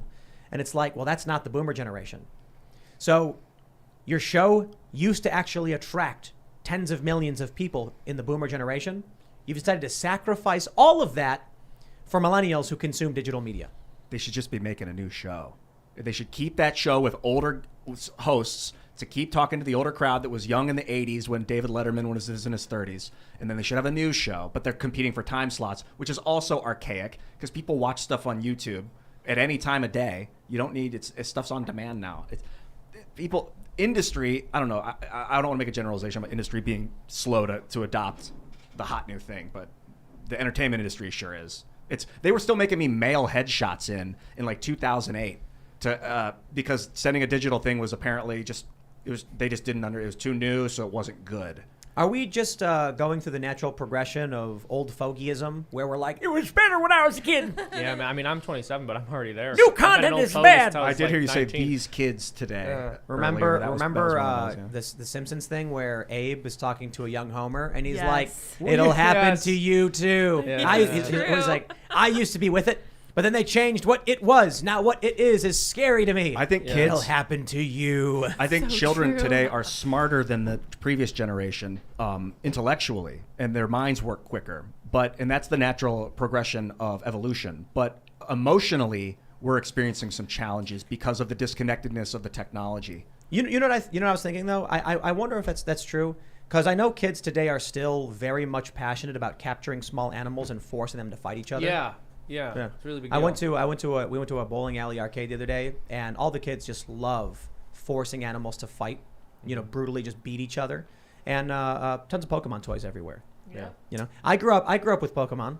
I remember when it first started, in America, and I bought Pokemon Red on the original Game Boy with money I made at my family's cafe from tips. And today, kids are still very much watching Pokemon, and the toys are like the big prize at the arcade were Pokemon stuff. I was talking to somebody I guess a couple months ago now. Did you know there are Pokemon cards that get sold for $500,000? Yes, I I used to didn't know own it was that a ton much. of them. That's- Gary Vee is a big proponent of He that. had to show me on his phone. I did not believe him. The funny thing is, like, having owned so many foil first edition Pokemon cards, and then just like having lost them or sold them, Painful. now it's like a laughable when I'm like, that's how much they're going for these days. Wow, because the printing run was so low. I don't know, because look, millennials are broke, right? Millennials are relatively poor, so who cares that much about Pokemon other than nostalgic millennials? So I guess there's a spattering of wealthy millennials who are like, I would like to buy a Charizard for $1 million. It's got to just be speculators in the market, right? I don't think it's like a Pokemon fan who's like, I've got to have that card. There's some dude who's like, there's like a Gen Z. I mean, He mowed a lot Jake of lawns Paul. that summer, and he needed that Pokemon card. No. Think about it. If you're Gen Z right now, it is a great bet to buy old Pokemon cards, because once the boomers age out and then millennials inherit a lot of this wealth, you're going to have a bunch of nostalgic, rich 60-year-old millennials, and you're going to be in your mid-40s, and you're going to be like, you want that Charizard? I got it. And that $100,000 is going to be $10 million. That theme that you just talked about millennials not having any money has come up a couple times, and it seems like that's one of the threads that kind of ties everything together politically and socially right now, right? Where if you go back to like the late 60s again, people, middle-aged people were looking at the colleges, looking at the youth movement, and they were like, oh my God, like, when these people take over our society, like actually go out and get into authority positions, like I guess we're just done. This is the end of America, the end of the world. And of course it turned out not to be that way, because those people got out of college and they got jobs and bought houses and had kids. And then once you get to that point, you kind of care about what your community is going to be like in 10 years. You care about what kind of schools your kids are going to. And that's another way of saying you basically become a conservative in a lot of important, like, dispositional ways. You look at the millennial generation, and so what happens, right? So every like 25 years or so is like when that happens in the past. You get to about 25, maybe late 20s. By that point, your parents are starting to be like, are you not going to get married yet? Like, what's going on? There was that was the timing of it. The millennials has had like that period, that young person period has had so much more room to run, because they're in their mid to late 30s and they're not able to get married and have kids and buy houses or create a stable career. I don't think that's it. I've heard a lot from millennials where they're like, we'd be getting married and having kids if it wasn't for this economy. And I'm like, I don't believe it. I just think that's an excuse. I think people are just permanent children. Well, the economy's in a horrific state. When Obama bailed out Freddie Mae and Fannie Mae and Freddie Mac, and when we all found out we were on fiat currency and not the gold standard in 2007, everybody got the red pill. That was like, and now are we in hyperinflation right now? I don't know if you'd call it hyperinflation, but we've just almost doubled our money supply. I'll call myself out outright. I'm 36. I am not married. I'm in a relationship, but we have no kids. There is something about millennials where it didn't happen. Well, but values change to accommodate reality, right? I mean, like, I just think about, I was just ahead of this curve. I guess I got lucky for that. But if you're about 35, about your age, you basically got out of high school, 9/11 happens. We've been at war ever since you've been anything like an adult, right? And the only politics that you've known is people screaming at each other, calling each other Nazis and so forth. And that's it. That's our politics since you've ever been paying attention to politics. That's what it's been. You just get out of college, and like the year or two after you get out of college, the financial crisis hits. And things are just a waste for several years. You finally start to maybe get back on your feet in your mid-30s, and you're starting to put something together. COVID hits. Like, this is just an incredible amount of instability for any generation to handle. And, the millennials are going to be the first generation in American history that has a lower standard of living than their parents do. Yep. And you cannot overstate, I think, how significant that is, right? Because it's not just that like, oh, my parents had a house that was this big and I only get a house that's this big. What people relate it to, like what their basic standard of what a life should look like is how things were when they were growing up.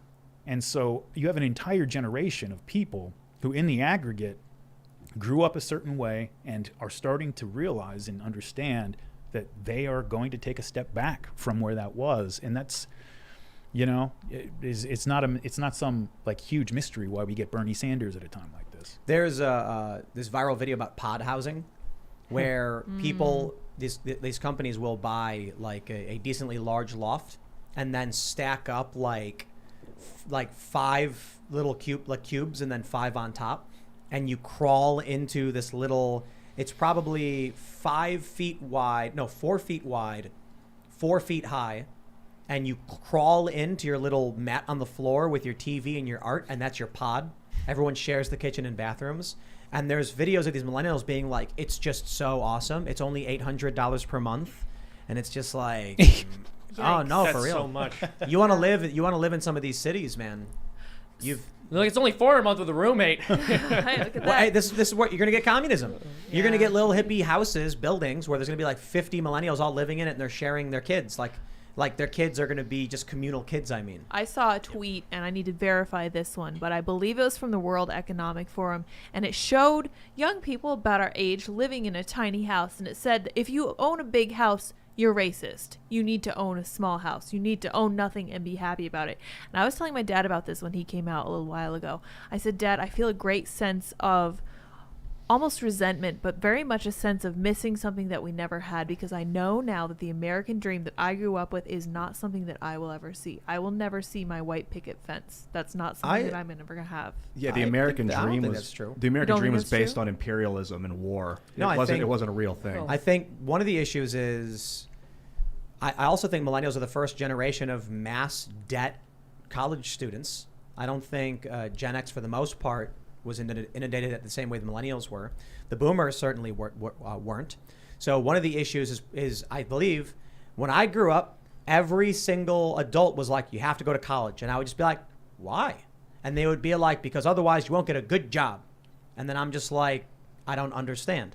Well, I've told this story before. I read an op-ed from an economist, I think he worked under Clinton, where he said that if you went to any investor and said, you give me $40,000 in an investment, and in 4 years, you will owe me $40,000 plus interest, and that's it. They would laugh in your face. That's the stupidest investment I've ever heard of. But this is what we're telling every 18-year-old to do, to take out a loan with interest that gets them no guarantees. They don't know why they're going to college. They don't know where they're going to work when they get out. And a bunch of these millennials went in for liberal arts, and now they're slammed with debt, confused. But we had the boomer generation. I tell you, man, they were screaming in my ears. They wouldn't shut up about it. So now you have an entire generation saddled with impossible debt, just hating the system, all of the problems you mentioned with war, with the financial collapse, the security state. And I think they've just lost the ability to function in any meaningful way relative to the past generations. Well, I think he hit on a good point. It's something I really worry about, right? Which is maybe there are no economic policies that we're going to have or anything that are actually going to get things back to where they were in the 50s and 60s. Maybe all of that was a relic of the fact that the entire world got destroyed and deindustrialized in World War II, except for us, and they all needed American labor and American capital. And we're 5% of the world's population. We got 30% of the world's resources flowing into the imperial center, and maybe that was just never sustainable. And you just wonder, like, even if we're 5% of the world's population, if we only got 15% instead of 30% of the world's resources, we're still probably at the top of the heap. I don't think we could handle, I think there would be a violent revolution if we had to take a 50% cut in our standard of living in this country, And so maybe it was never something sustainable. I think people just got to learn to go live in the middle of nowhere. And a lot of people live in the middle of nowhere are like, no, you're going to ruin the middle of nowhere. Don't tell them to come here. Well, but that's the difficulty, right? Like, I remember when the Yellow Vest protests were going on in France, and I read an article by one of the leaders of it, and the thing he said was, and this is true in France, it's true in the United States to a large degree, is that the places that you actually have to go to work are becoming increasingly concentrated in a few urban centers. Those places are becoming impossible to actually live because they're so expensive because everybody has to go there. It's like there's probably more, jobs out in the middle of nowhere if you're willing to be an electrician or a plumber or something like that instead of, but we've spent just God knows how many hours and how many dollars of propaganda to convince people that makes them a failure in their life if they end up doing that. So one of the biggest challenges as we're trying to build this new studio is, we're trying to find a local expert in folklore mythology, but we just can't find any.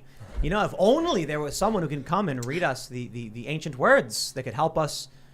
I have no idea how to help build our facility. If only they can do like a feminist analysis of the Epic of Gilgamesh.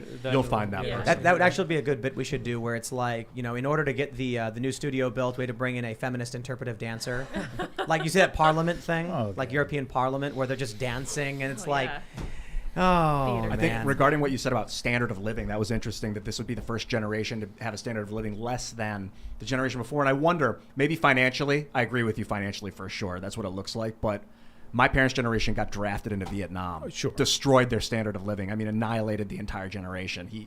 It ruined their lives. And World War I annihilated the entire generation. Give them a little more time with Russia. We'll see what happens. Yeah, so that's why I'm so anti-war. If you think that even considering a war right now is any benefit, you got to understand what countries do with large uneducated and what do you call it when they don't have a job? Unemployed masses. Countries do with those people, they send them to war to die, so they don't have to feed them and take care of them. So you do not want to push for a war. Yes. Yeah. But yeah, I think you made a very interesting point about America sort of stepping in after the Second World War and becoming this economic powerhouse. And I hadn't considered that before. And I want to give it some thought, but another point I like to make when it comes to the change in the standard of living is the fact that the workforce really became oversaturated because we doubled the labor supply once we decided that rather than a sole breadwinner, rather than the father representing the family unit economically and working, we were going to have both parents work because that was somehow, women's liberation. We ended up in a position where your average worker now had half the negotiating power. Oh, yeah. And so I think that's been seriously detrimental to this country. But ultimately, whether you're talking about, a crony capitalist system or a capitalist system which is not managed virtuously or a communist system, in the end, you have a really horrific situation where your average person does not have property and therefore no investment in the system. Yeah, this whole BlackRock owning property thing's got to go. Let's just start from step one. And this isn't a value statement or a moral statement. Women largely enter the workforce starting in the 70s and the late 70s, right?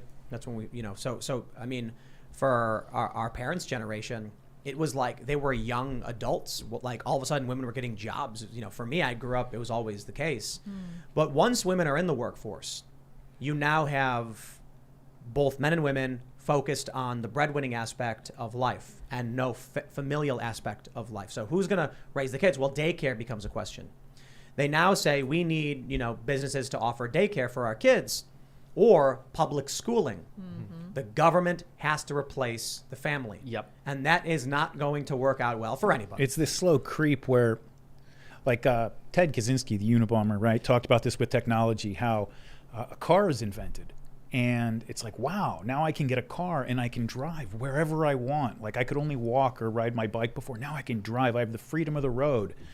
Let a little bit of time go by. And now having a car is not an option. You have to have a car to survive in our society at all. Yep. And you're commuting 45 minutes to work every day, stuck in traffic, and you have no choice. And it's kind of similar here. Like, oh, wow, women can go out and get a career. They can go out and get jobs now.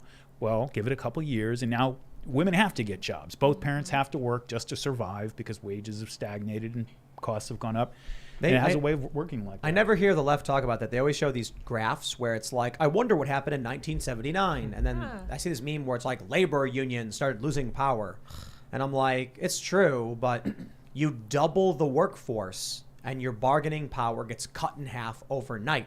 And not just that, but you've got somebody who's running a business, and they say to the guy, so tell me about your family. And it's like, oh, my wife works here, and we're planning this and this, and I need X amount of dollars. It's like, your wife's got a job. You don't need that much money. Like the collective salary between you and your wife is going to be $75K. You're fine. Yeah, I think the expectation is that you're going to be a dual income household. And so you don't need to be paid a wage that would be sufficient for supporting a family. And just to clarify something I said earlier, I said that people who don't have property don't have a stake in the system. I misspoke. They don't have as much of a stake. There's still a stake in the system, but they are much easier to control. What is the phrase? DINK? Is that it? Is Dual income, no kids. no Yeah. kids. No, Yeah, I think you're right. Easier though. to bully. I mean, I think there's some because I don't want. I think property is very important, but I don't want to say like if somebody has no property, then they're not doing things that could be selfless or beneficial. it's to the not system. just property though; it's stability. Yes. Right? Like I've seen every time I go into an airport, I see like a Fast Company magazine, one of those like new hip business magazines. And it'll always have like some kind of cover article they do. It's one of those recurring articles that they do again and again in different, slightly different ways. And it says like how for this generation, the young generation, the young people coming up today are going to change careers 6 times throughout their lives. And that the skill of the future isn't going to be like mastering some skill. It's going to be mastering the art of learning so that you can go through these changes like smoothly. And it's like, well, okay, like, if you're some super high IQ person with like a good start, in your early 20s and you kind of like knew what you were doing and you got off on a good start, good for you.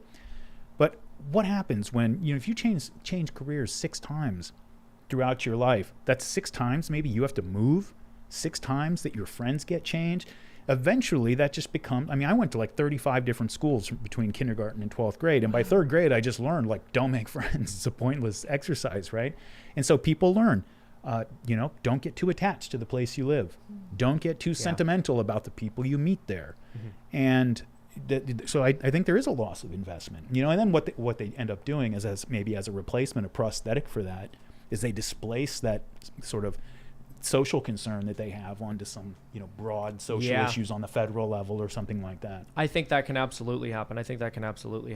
And you made a point earlier about how we couldn't come in and just cut everyone's standard of living in half. And I was mentioning communism, and of course I believe that communism is an unbelievably horrific, barbaric system. It's not just a matter of people not having property. They slaughter people, but at the same time, if a communist regime were to be instilled in the United States and they were to tell people, you have to live in a pod now, it would be much more of a struggle than to just erode the economic independence of the American people over time to the point where they say a pod, that's a really great deal. Or van life. Yeah. I remember when there was this woman on YouTube who she posted like 2 van life videos and gained like 3 million subs overnight. Because there was apparently some glitch in the algorithm where she hit all these key points. And so YouTube's algorithm just showed her videos to literally everyone. So she makes like 2 videos, gets 3 million subs. But it made me think of a potential conspiracy. That YouTube was intentionally promoting van life as a way of making millennials being happy with owning nothing. For real, think about what happened. So when this van life trend was going around in like 2018, all these people are on YouTube and they're like, I live in a van. I can go wherever I want. I got no rent. I got a computer and my dog and we're going surfing. And then they post these videos where they're playing that song I think it's by Avicii. He said, one day you'll leave you, or whatever that song. It's like on repeat. And they're all like running and like filming themselves. Life is so good living in a van down by the river.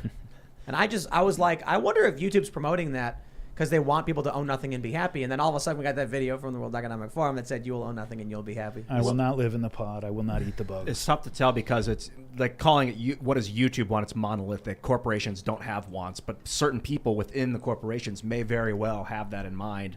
I would think that most people involved hadn't thought about that or thought that far ahead. It almost seemed like the American dream is so prevalent that people had bought it at that point. What were you going to say? Yeah, well, no, I think regardless, even if it's not the case that there's an algorithmic push to direct people towards this kind of content, our generation, and I would say generations prior, have really been slowly sold this idea that independence is the most important thing you can possibly have, right? So commitment and productivity are significantly less important than being able to do whatever you want, whenever you want. And it's true that if you are just living out of a comfortable van, you're not tied down anywhere. You don't have as high of expenses. It's much easier for you to travel. I'm not saying it's a preferable way to live, but it is the way to live that we have been sold. Maintaining over these time. vans is not easy. They can't drive. I mean, you get. But maintaining a house is really difficult. Well, yeah, and I no. would say maintaining a van is probably a lot less expensive. But if you're living in a van, I don't know if you're gonna have the kind of job that's gonna be Yeah, unless you're but one of my these whole van point life is- YouTubers. Well, again, my whole point is there's a lifestyle, there's a lifestyle that's been sold to us, which is that independence is the most important thing. It is far more important, as I said, than productivity or commitment, building something in the long term. What matters is you can pick up and leave and do whatever you want, whenever you want. And so it's unsurprising that it's such a huge trend. All right. Let's go to Super Chats. If you have not already, give that like button a decent smashing and head over to timcast.com where we're going to have a members-only show coming up at 11 p.m. tonight. You're not going to want to miss it. It'll be fun. And don't forget to share the show if you really do like it. Let's read what all of these Super Chats are about. Something about people starting farms with a bunch of farm animals. They want to buy a bunch of mules or something. I don't know what that is. 2,000, I think. 2,000 mules? 2,000 mules. Yeah, something about that. Wonder what they do Anyway, with them. Amanda Diltz. Is that what it says? Diltz? Please wish my daughter Riley a happy birthday. She turned 4 yesterday and was so excited to get her step-on snack dress like her 3 other siblings. Yes. Oh, that's awesome. We have we made onesies, right? I think step-on snack and believe find so, out yeah. onesies. Is it Riley? Indoctrinate your cute. kids with liberty. Yeah. Riley? It's for Riley's birthday? Riley, happy Happy birthday. birthday, Riley. Happy birthday, Riley. Oh, that's awesome. All right. Raymond G. Stanley Jr. says blue-haired Fuba wants to do a sex strike. Okay. Oh yeah. All right. All right. Joe Burns says, hey, Tim, have you considered making Sesame Street-like kids' TV show starring Ian and puppet versions of Chicken City chickens with a hidden ongoing joke that he's high on DMT the whole time? That's a good idea. So Ian's so the- Breakthrough? What The show is you're the just one. called Breakthrough. No, it's too, Well, little too kids. sci-fi. Yeah, it's got to be called Chicken City with, Oh, kids. yeah, that's a good idea. Chicken City Kids. And then it's you, and there's puppet chickens, and they're like, hey, Ian, 2 + 2 = 4. And then you're like, whoa. And then, like, the intro to the show is always a DMT trip, but kids don't get it. So it's just like you, like, and the chickens are walking around like normal chickens, but then all of a sudden they start talking to you. Oh, that's a good idea. You watch it when you grow up, and then you realize it's like watching old Looney Yes. Tunes, and you realize how Yeah. racist they are. Yeah, right. All right. So I think it's funny that people are like, the lead story is 2,000 Mules. Whoa, why would you talk about it? I think, full disclosure, I didn't see it. Yeah, I haven't seen it. It was Mother's Did Day. any of you guys see it? It's preoccupied. I didn't see it. This is Dinesh I know a D'Souza's little bit new about movie. it. Yeah. I know a little bit about it. We'll talk a little bit about it. Colt says, have you watched 2,000 Mules? If so, what were your thoughts? I have not yet seen it, but I do know a little bit about it from reading the news. I know that the mainstream media is basically saying it's all fake news. And one of the criticisms that Dinesh D'Souza brought up is they're saying there was GPS data tracking people who are dropping off multiple ballots. This is the allegation. And the mainstream media is like, GPS data is not precise enough, except there are many stories from the mainstream media about how GPS data is actually quite precise. So it's like, it definitely seems like there's a double standard. It's for been sure. used in murder trials. GPS data? Yeah, and that Yeah. that Serial show. You remember the first season of Serial? They talked about a big part of it was like the GPS data from his phone. Like, was he in this location? All right, let's see. Will S says, first super chat after more than a year of listening. Friday with Daryl was an incredible disappointment, but I don't want to give up. Please invite him back on for more of what he did with the Klan and maybe a debate with Sowell. I was thinking about the conversation we had with Daryl Davis, and I think what a lot of people realized for the first time, the story of Daryl Davis is about a black blues musician who befriended members of the Klan and other white supremacists and convinced them, inadvertently as it was, he was the impetus by which they gave up being white supremacists. I think for many people who are anti-identitarian, they heard the story and assumed that he convinced them not to be racists. But upon hearing the identitarian opinions of Daryl Davis, I think a lot of people all of a sudden felt like, hey, how can this be? I thought he was convincing, identitarians not to want race policy, but he was very much heavily advocating for race policy. I think the issue is Daryl Davis didn't de-radicalize members of the Klan away from racism. He de-radicalized them away from white identitarianism, meaning it was easy for them to replace the racism they already had with another form of it because it was very similar. They were like, oh, okay, racial discrimination in this way makes sense, right? That's possible, yeah. I thought a couple things with Daryl is like different. First, the story of Daryl Davis is bridging the gap. It's not about believing the same thing as the other person. It's about bridging a gap. And so there's a generation gap, and there's also the race gap. And that's a conversation that's not going to be had in 2 hours. And yeah, we should definitely do it again. So I wondered because we've had conversations and we've seen interviews with Daryl before where these issues haven't come up the way they did on this show. Yeah. So some people were saying that he had been radicalized, and perhaps the rise of critical race theory and the things he was quoting are relatively new phenomenon in modern political context. And you could argue that they're created in order to radicalize, or at least Yeah. proliferated in order to radicalize. Yeah, and it was interesting. He was wrong. He kept saying that the U.S. never apologized for slavery, but you brought up in 2008, NPR reported that Congress did apologize for slavery. Yeah, there was an official apology for it. I Well, live I my think there were life. several, actually. My life is an apology. Let me make the world better for you and your friends. All right, we made a lot of money tonight from people saying, please see 2000 Mules, the movie. So the general idea is that there were, in 5 key states, several people who they tracked GPS data on that showed them going to drop boxes multiple times. But several I've seen. So again, I don't want to criticize too much because I haven't seen it yet, but I will check it out. Interesting questions being raised, and I think that's fair. I think that's it. A lot of people are like, you can't bring it up, you'll get banned. I'm not. I don't think 2000 Mules.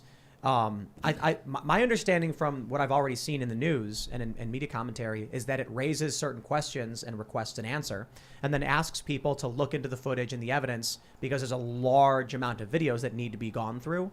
That's about it. That's where we're at. I think it raises a lot of interesting questions so far, but again, need to watch it.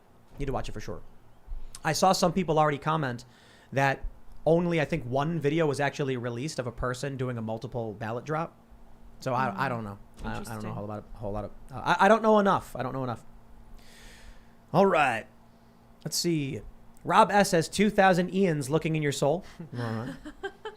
All from a different angle. Tim Jake says the NPR story was written by the same person that claimed conflict between Gorsuch and Sotomayor over masks, a story proven false.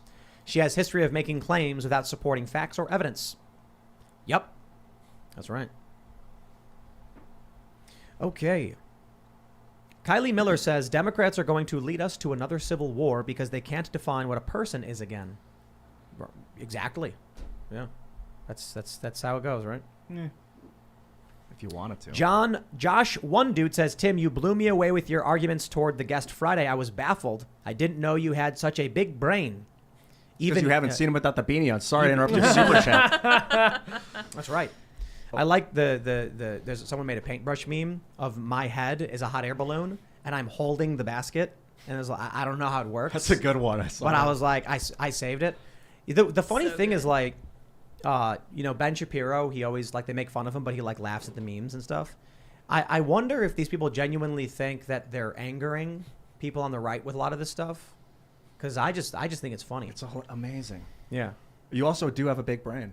I don't know. I see it more without the beanie when your beanie's on. Oh yeah, yeah. It's just like no, but I just think it's funny that, like, it's like you took the time to draw a picture of me in paintbrush. Good for you. And it's funny looking. Yeah. I'm not mad. I don't know. Yeah. What am I going to be mad about? Highly recommend you guys checking out the hot air balloon meme. It's really funny. It's pretty good. All right. MD Crush says 2000 Mules the movie. Is it even banned from you, Tim? It's not banned from me. I just didn't see it because it was Mother's Day weekend, and yeah, I don't know. It's like busy weekend. I didn't know what it was till today. Yeah, I heard people kept telling me about it. I was watching clips, so I've seen some clips so far. I saw Rumble experience some sort of attack. I think their official statement was that there was an attack on their servers when it went up. People wanted to stop it from being seen or something. No, not going to work. All right. MD Crush says you can see 2000 Mules the movie on Rumble. That's right. Raymond G. Stanley Jr. says, Tim, Daryl, okay, so there's no fighting fire with fire. Voting may work, but it's months away. Is there any street action that could actually work? Protests? Peaceful? I think that is charging into the enemy's strength. Peaceful protests? Well, you open yourself up to provocateurs, obviously, things like that. Yeah, it's dangerous. Anytime anybody on the right, no matter how moderate, congregates in public, you're definitely playing with fire for sure. Yep. What is the goal that they're asking to accomplish? Winning the culture war in politics? That's not specific enough. Tell me the goal, and I think the answer will become evident. Yeah, I guess it depends on the context, right? Like if you think about the parents at those school board meetings, that was pretty effective. Obviously, they tried to come down on them, but it's having an effect, and things have maybe moved a little bit in their direction. I think that the right, it has to be very smart, and it sort of use a kind of political jujitsu anytime they do anything. They have to try to take advantage of single points of failure in the enemy's defenses, do things that produce predictable overreactions, so that those are the kinds of things you have to do. Because that's a good thing about having a very emotional enemy a very emotional opponent, is you can kind of predict what they're going to do for the most part. And, think about, for example, I remember when the Democratic primaries were going on in 2020, and CNN did an LGBT town hall. Cool, fine. And you had all the Democratic candidates there, and they kept trotting out these like 6-year-old, 7-year-old kids. Be like a 7-year-old boy done up in full makeup and a dress, and he's a little trans child, right? And now all the Democrats who were there, they have pollsters, they have political advisors who can tell them that 90% of the United States thinks that a 6-year-old trans child that's crazy, right? That's not a winning issue. Every single one of them had to bend the knee and say, I'm so proud of you. This is so amazing. You're doing so great. Even though they know that there are political consequences to that, because they have no choice. And there are a lot of issues like that if you can draw them out into public, all you have to do is shine a light on them, and they'll melt right before your eyes. All right. Seth Hauser says, the baby's body is not the woman's body. I am a conservative. Can you confirm these details, Seamus? Yeah, I would confirm. What, that he's a conservative? Well, I don't know this individual personally. However, the baby's body is not the woman's body. Really Bad Video says, did Ian seriously argue that a woman's eggs are alive yet cannot understand what a fetus is? Were not we all born? Did not we all require to be a fetus to be who we are today? How was this ever even an argument? Killing babies is not progressive. I do understand what a fetus is, and that I do believe the egg is still a piece of living tissue. Oh, yeah, Ian? Name 3 fetuses. You got me, snap. Tim. Useless. All right. Where are we at? D.E. Poland says, Tim, please have on Abby Johnson, ex-Planned Parenthood director. Seamus should know about her. She's a lot of fun and can really speak to abortion. Can you confirm this, Seamus? I'm not overly familiar with the work. I do know of her. Yeah, she's an ex-Planned Parenthood director who became pro-life. Oh, yeah, she's great. Brett Tesdall says, I am increasingly convinced that abortion is the Kobayashi Maru of political debates. What is that? Yeah. It was an impossible test in Star Trek. It was meant to gauge your like how you would behave under absolute stress. Right. If it drives us to anger and then conflict, we've lost the point. Nick says, Disagree. Ian, he says, Ethan, do you recall the TNG episode where LaForge was stranded with a Romulan who thought he should have been aborted because he was blind? I don't. If that's where they're in the cave, no, I don't think. I saw them all, but I don't off the top of my head. Yeah, and they were remember like that. slowly dying. And they were like starving to death or something. No, like something was slowly killing them, was it, or whatever? I don't know. I always like those when they put two cultures, like opposing cultures, together in a room and they're forced to deal with it. Atherin Zala says, consider the rights of future people. There is the booby trap time capsule argument. Do you have the right to rig a time capsule to kill whoever opens it 100 years from now? They aren't born yet. If you open the time capsule now, sucks to be you. No, I think that's illegal to make a booby trap of any kind like that. But they're not alive right now. Maybe dead. Like it specifically targets a unique person's genetics 100 years in the future that you don't know if they'll be. Well, no, like they bury a time capsule. And then when you dig it up and open it, it blows whoever up. opens it first, yeah, something crazy. Can you build something that will become a booby trap in 100 years? I don't know. That's Like you have some piece of, I don't know, iron that rusts and erodes and then be a wild thing breaks to do. open. To be like, I don't know what the people of the future are about, but I hate them. Like, that's Yeah. Well, when the progressives keep saying that the future is going to be progressive, you might get some crazy person who would think something like, I'm going to stop these crazy people. But I guess the philosophical argument is, if you can can you kill someone who's not alive today? No, you cannot. Take Well, it easy, like guys. then why not a fetus? Have you guys seen well, that? they are alive. Have you guys seen that South Park episode where all the people in the future, there's no more jobs in the future, so they're all immigrating back to the past? Yeah. And they decide, well, we have to stop this, just flood of immigration from the future, and so all the men turn gay. Oh my gosh. and then it starts working, but then they then they realize if they make the future a better place, it'll stop the immigration. But then they're like, wait a minute, why are we doing this? Let's go back to the orgy pile. I should clarify, you can kill someone that's not born today, although you might end up in prison for it, and it's not No, you'd be ethically dead. viable to murder someone, period. This is kind of a crazy. I've never heard this question. No, before. I know, I've never heard that before. That's Interesting actually You're dead. fascinating. I mean, You're dead.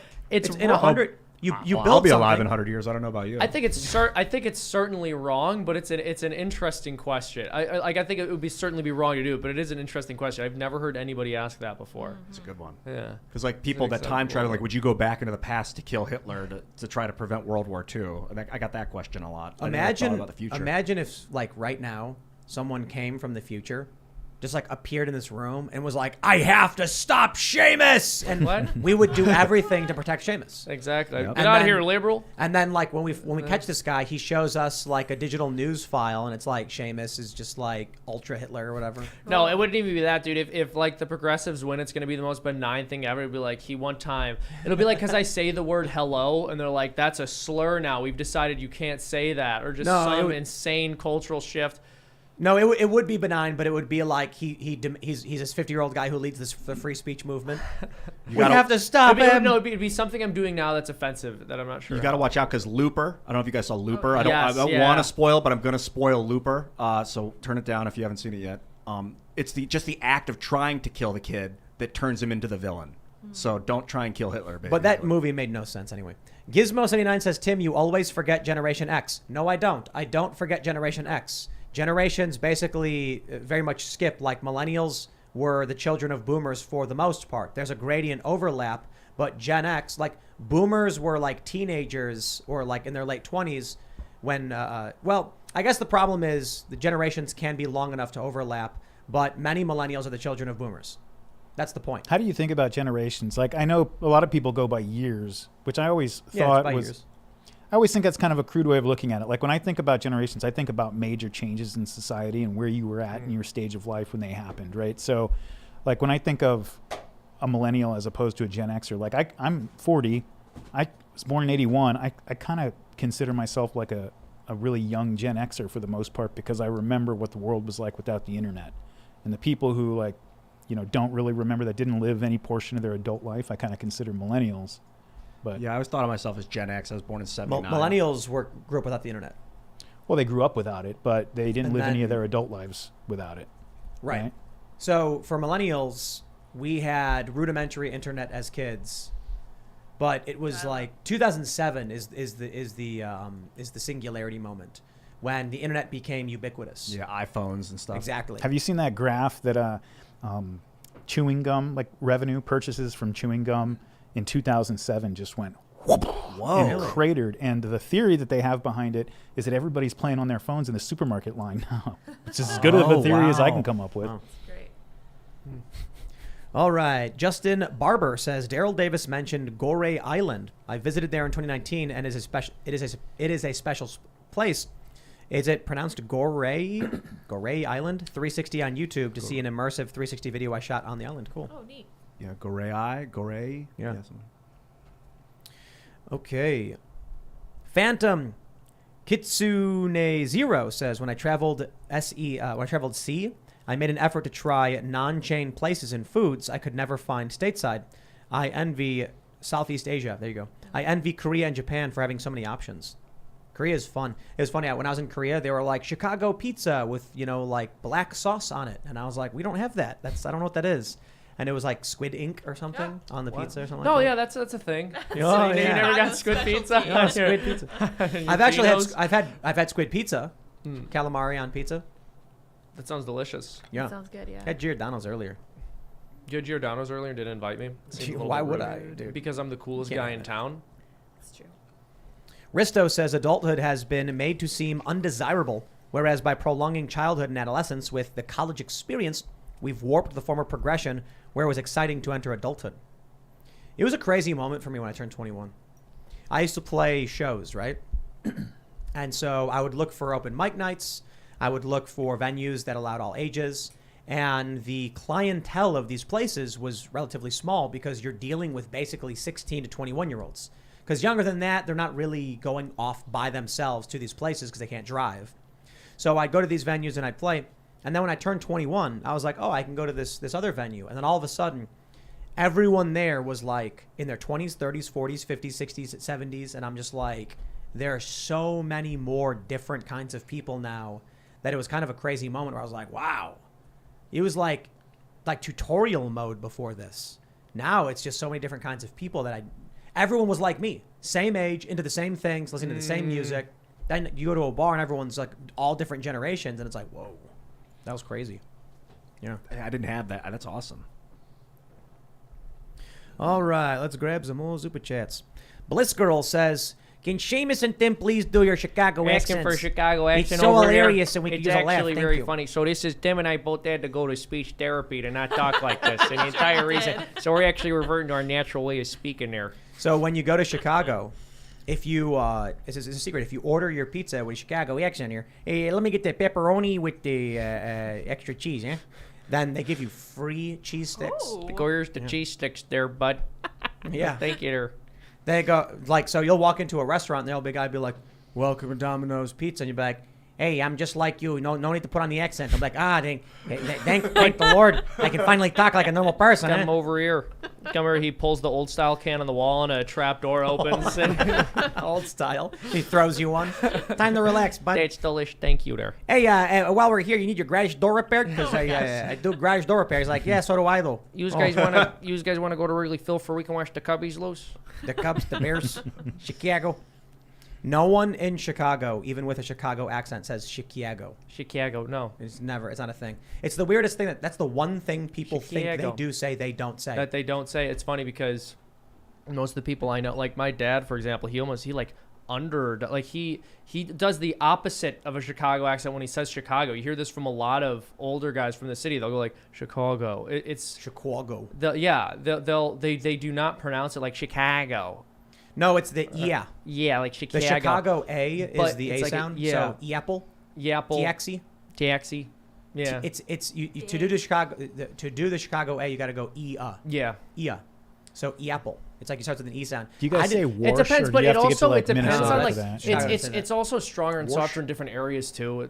It changes, like the north side's a little different from the south side. I didn't know I had a Chicago accent when I lived in Chicago because everyone around you talks the same. And then it's not until you leave, people, like I'll be talking to someone and they'll go, Yapple. And then I'll be like, what? And they'll say, you said Yapple. And I'll be like, yeah, I said apple. And they'll go, no, you said Yapple. And I'll be like, I really? said Yapple. What's Happens wrong with saying sometimes. Yapple? What are you talking about, man? I said Yapple. Go to You know, Yapple, you go get to a Yapple, Genius you Bar get a there. taxi cab in Chicago. Taxi cab to the Apple Genius Bear. All right.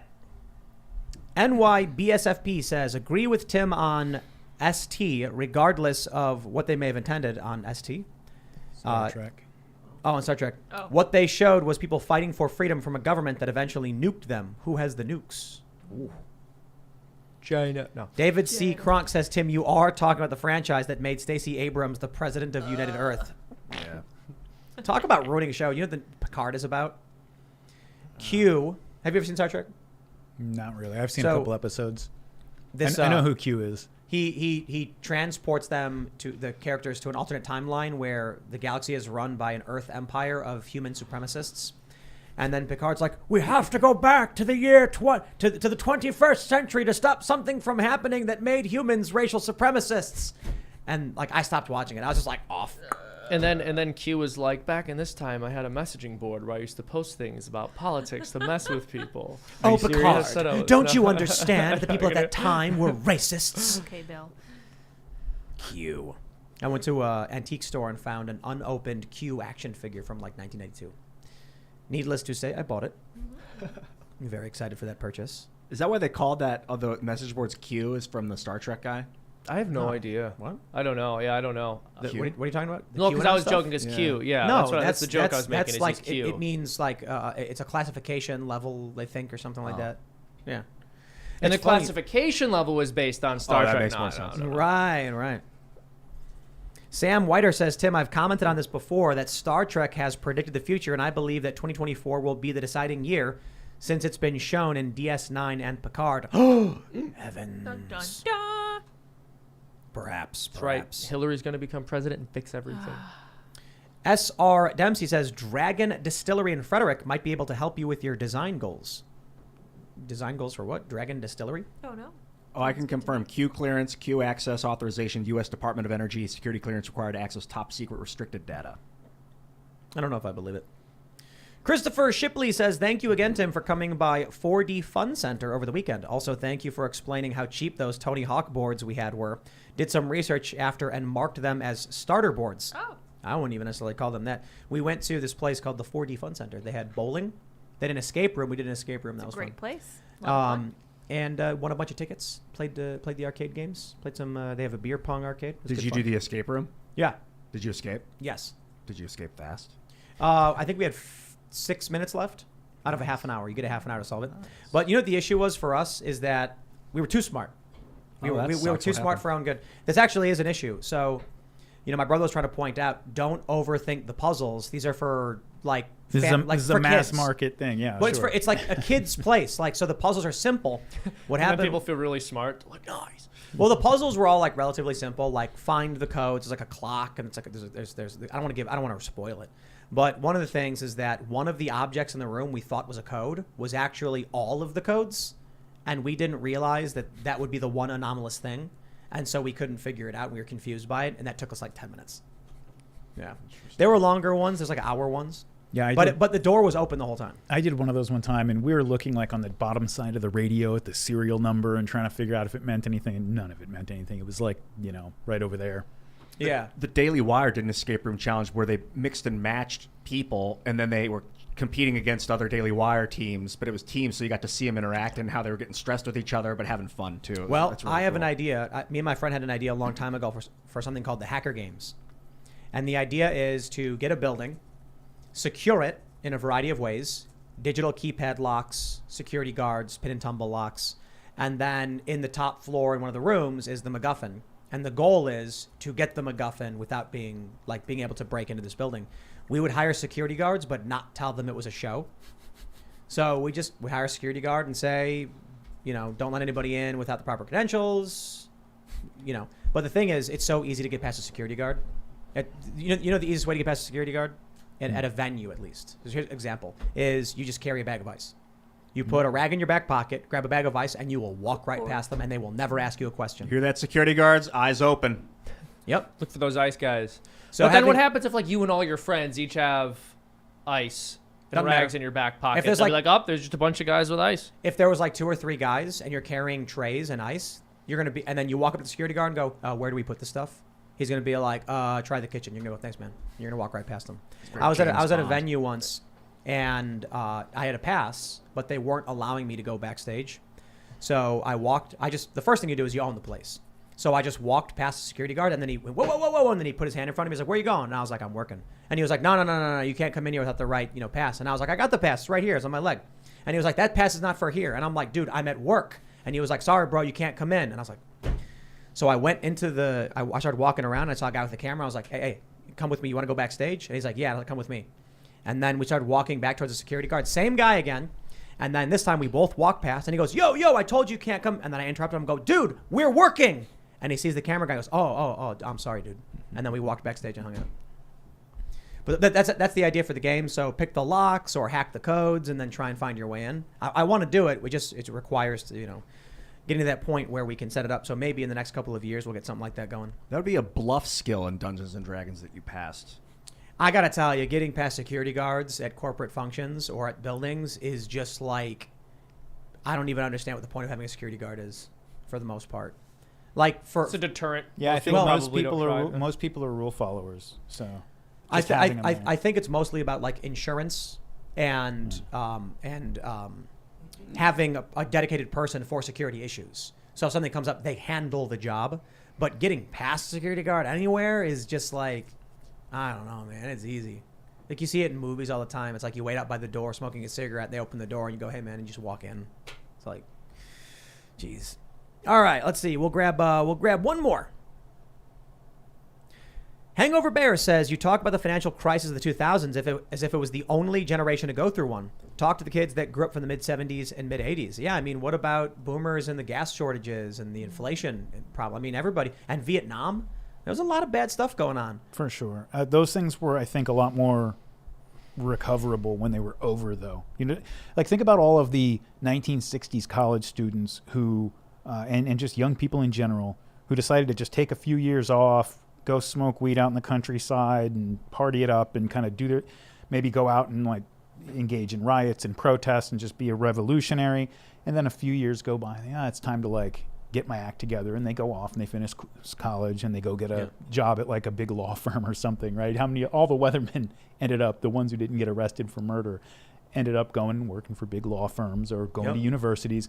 Whereas it feels like today, you get these people had felonies on their records and they got done and they went and got jobs at universities. It just feels like much more punitive today if you make mistakes or waste time, All right, everybody, if you haven't already, give that like button a good smashing. Subscribe to this channel. Share the show if you really do like it. That grassroots marketing is really, really helpful. We've got some fun stuff coming up in terms of our culture jamming campaigns. You're going to really enjoy them.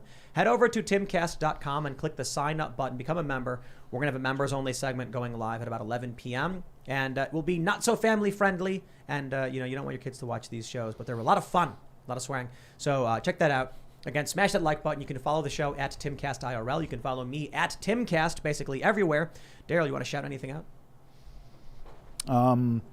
Check out the podcast, Martyrmade, MARTYRMADE, and The Unraveling with me and Jocko Willink. All right. Got a YouTube channel called Freedom Tunes. We upload a cartoon every single week, sometimes twice a week. I think you guys are going to like what we're putting out this week. Go over there and check it out. Love you. Tim is swinging for the fences. All these He bugs is, yeah. flying around. Gimme. Hey, also, you're Martyrmade on Twitter. If people want to follow you on social media, just throw out. Are you pretty much Martyrmade everywhere? Yes. Guys, I'm going to roll the 100-sided die. I talked about Tim's bluff check earlier. I rolled a 68, and I'm going to give you a wild magic surge for that number now. Oh, boy. It's a 68. Wild magic. Yeah. So if I was a wild mage, which I am, I permanently gain 1 cantrip. A spell such as Remove Curse can end this effect. So, yes, I'm cursed, but it could be beneficial. We'll find out. All right. I like this new tradition. I just wanted to add before we left that we were talking about the Reddit thread about ladies getting off these dating apps. And I want to give credit to Aaron McIntyre, who says, periodically progressives reverse engineer healthy sexual behavior and then act like they've discovered Atlantis. I think that's what we're seeing here. They do this all the time with families, and they're like being all rebellious and everything. And we're like, yes, this is exactly what we've been saying this whole time. Anyway, for more hot takes like that, you guys can follow me on Twitter, minds.com, at SarahPatchLids, and check me out on sarahpatchlids.me. We will see you all over at timcast.com. Thanks for hanging out. Bye, guys.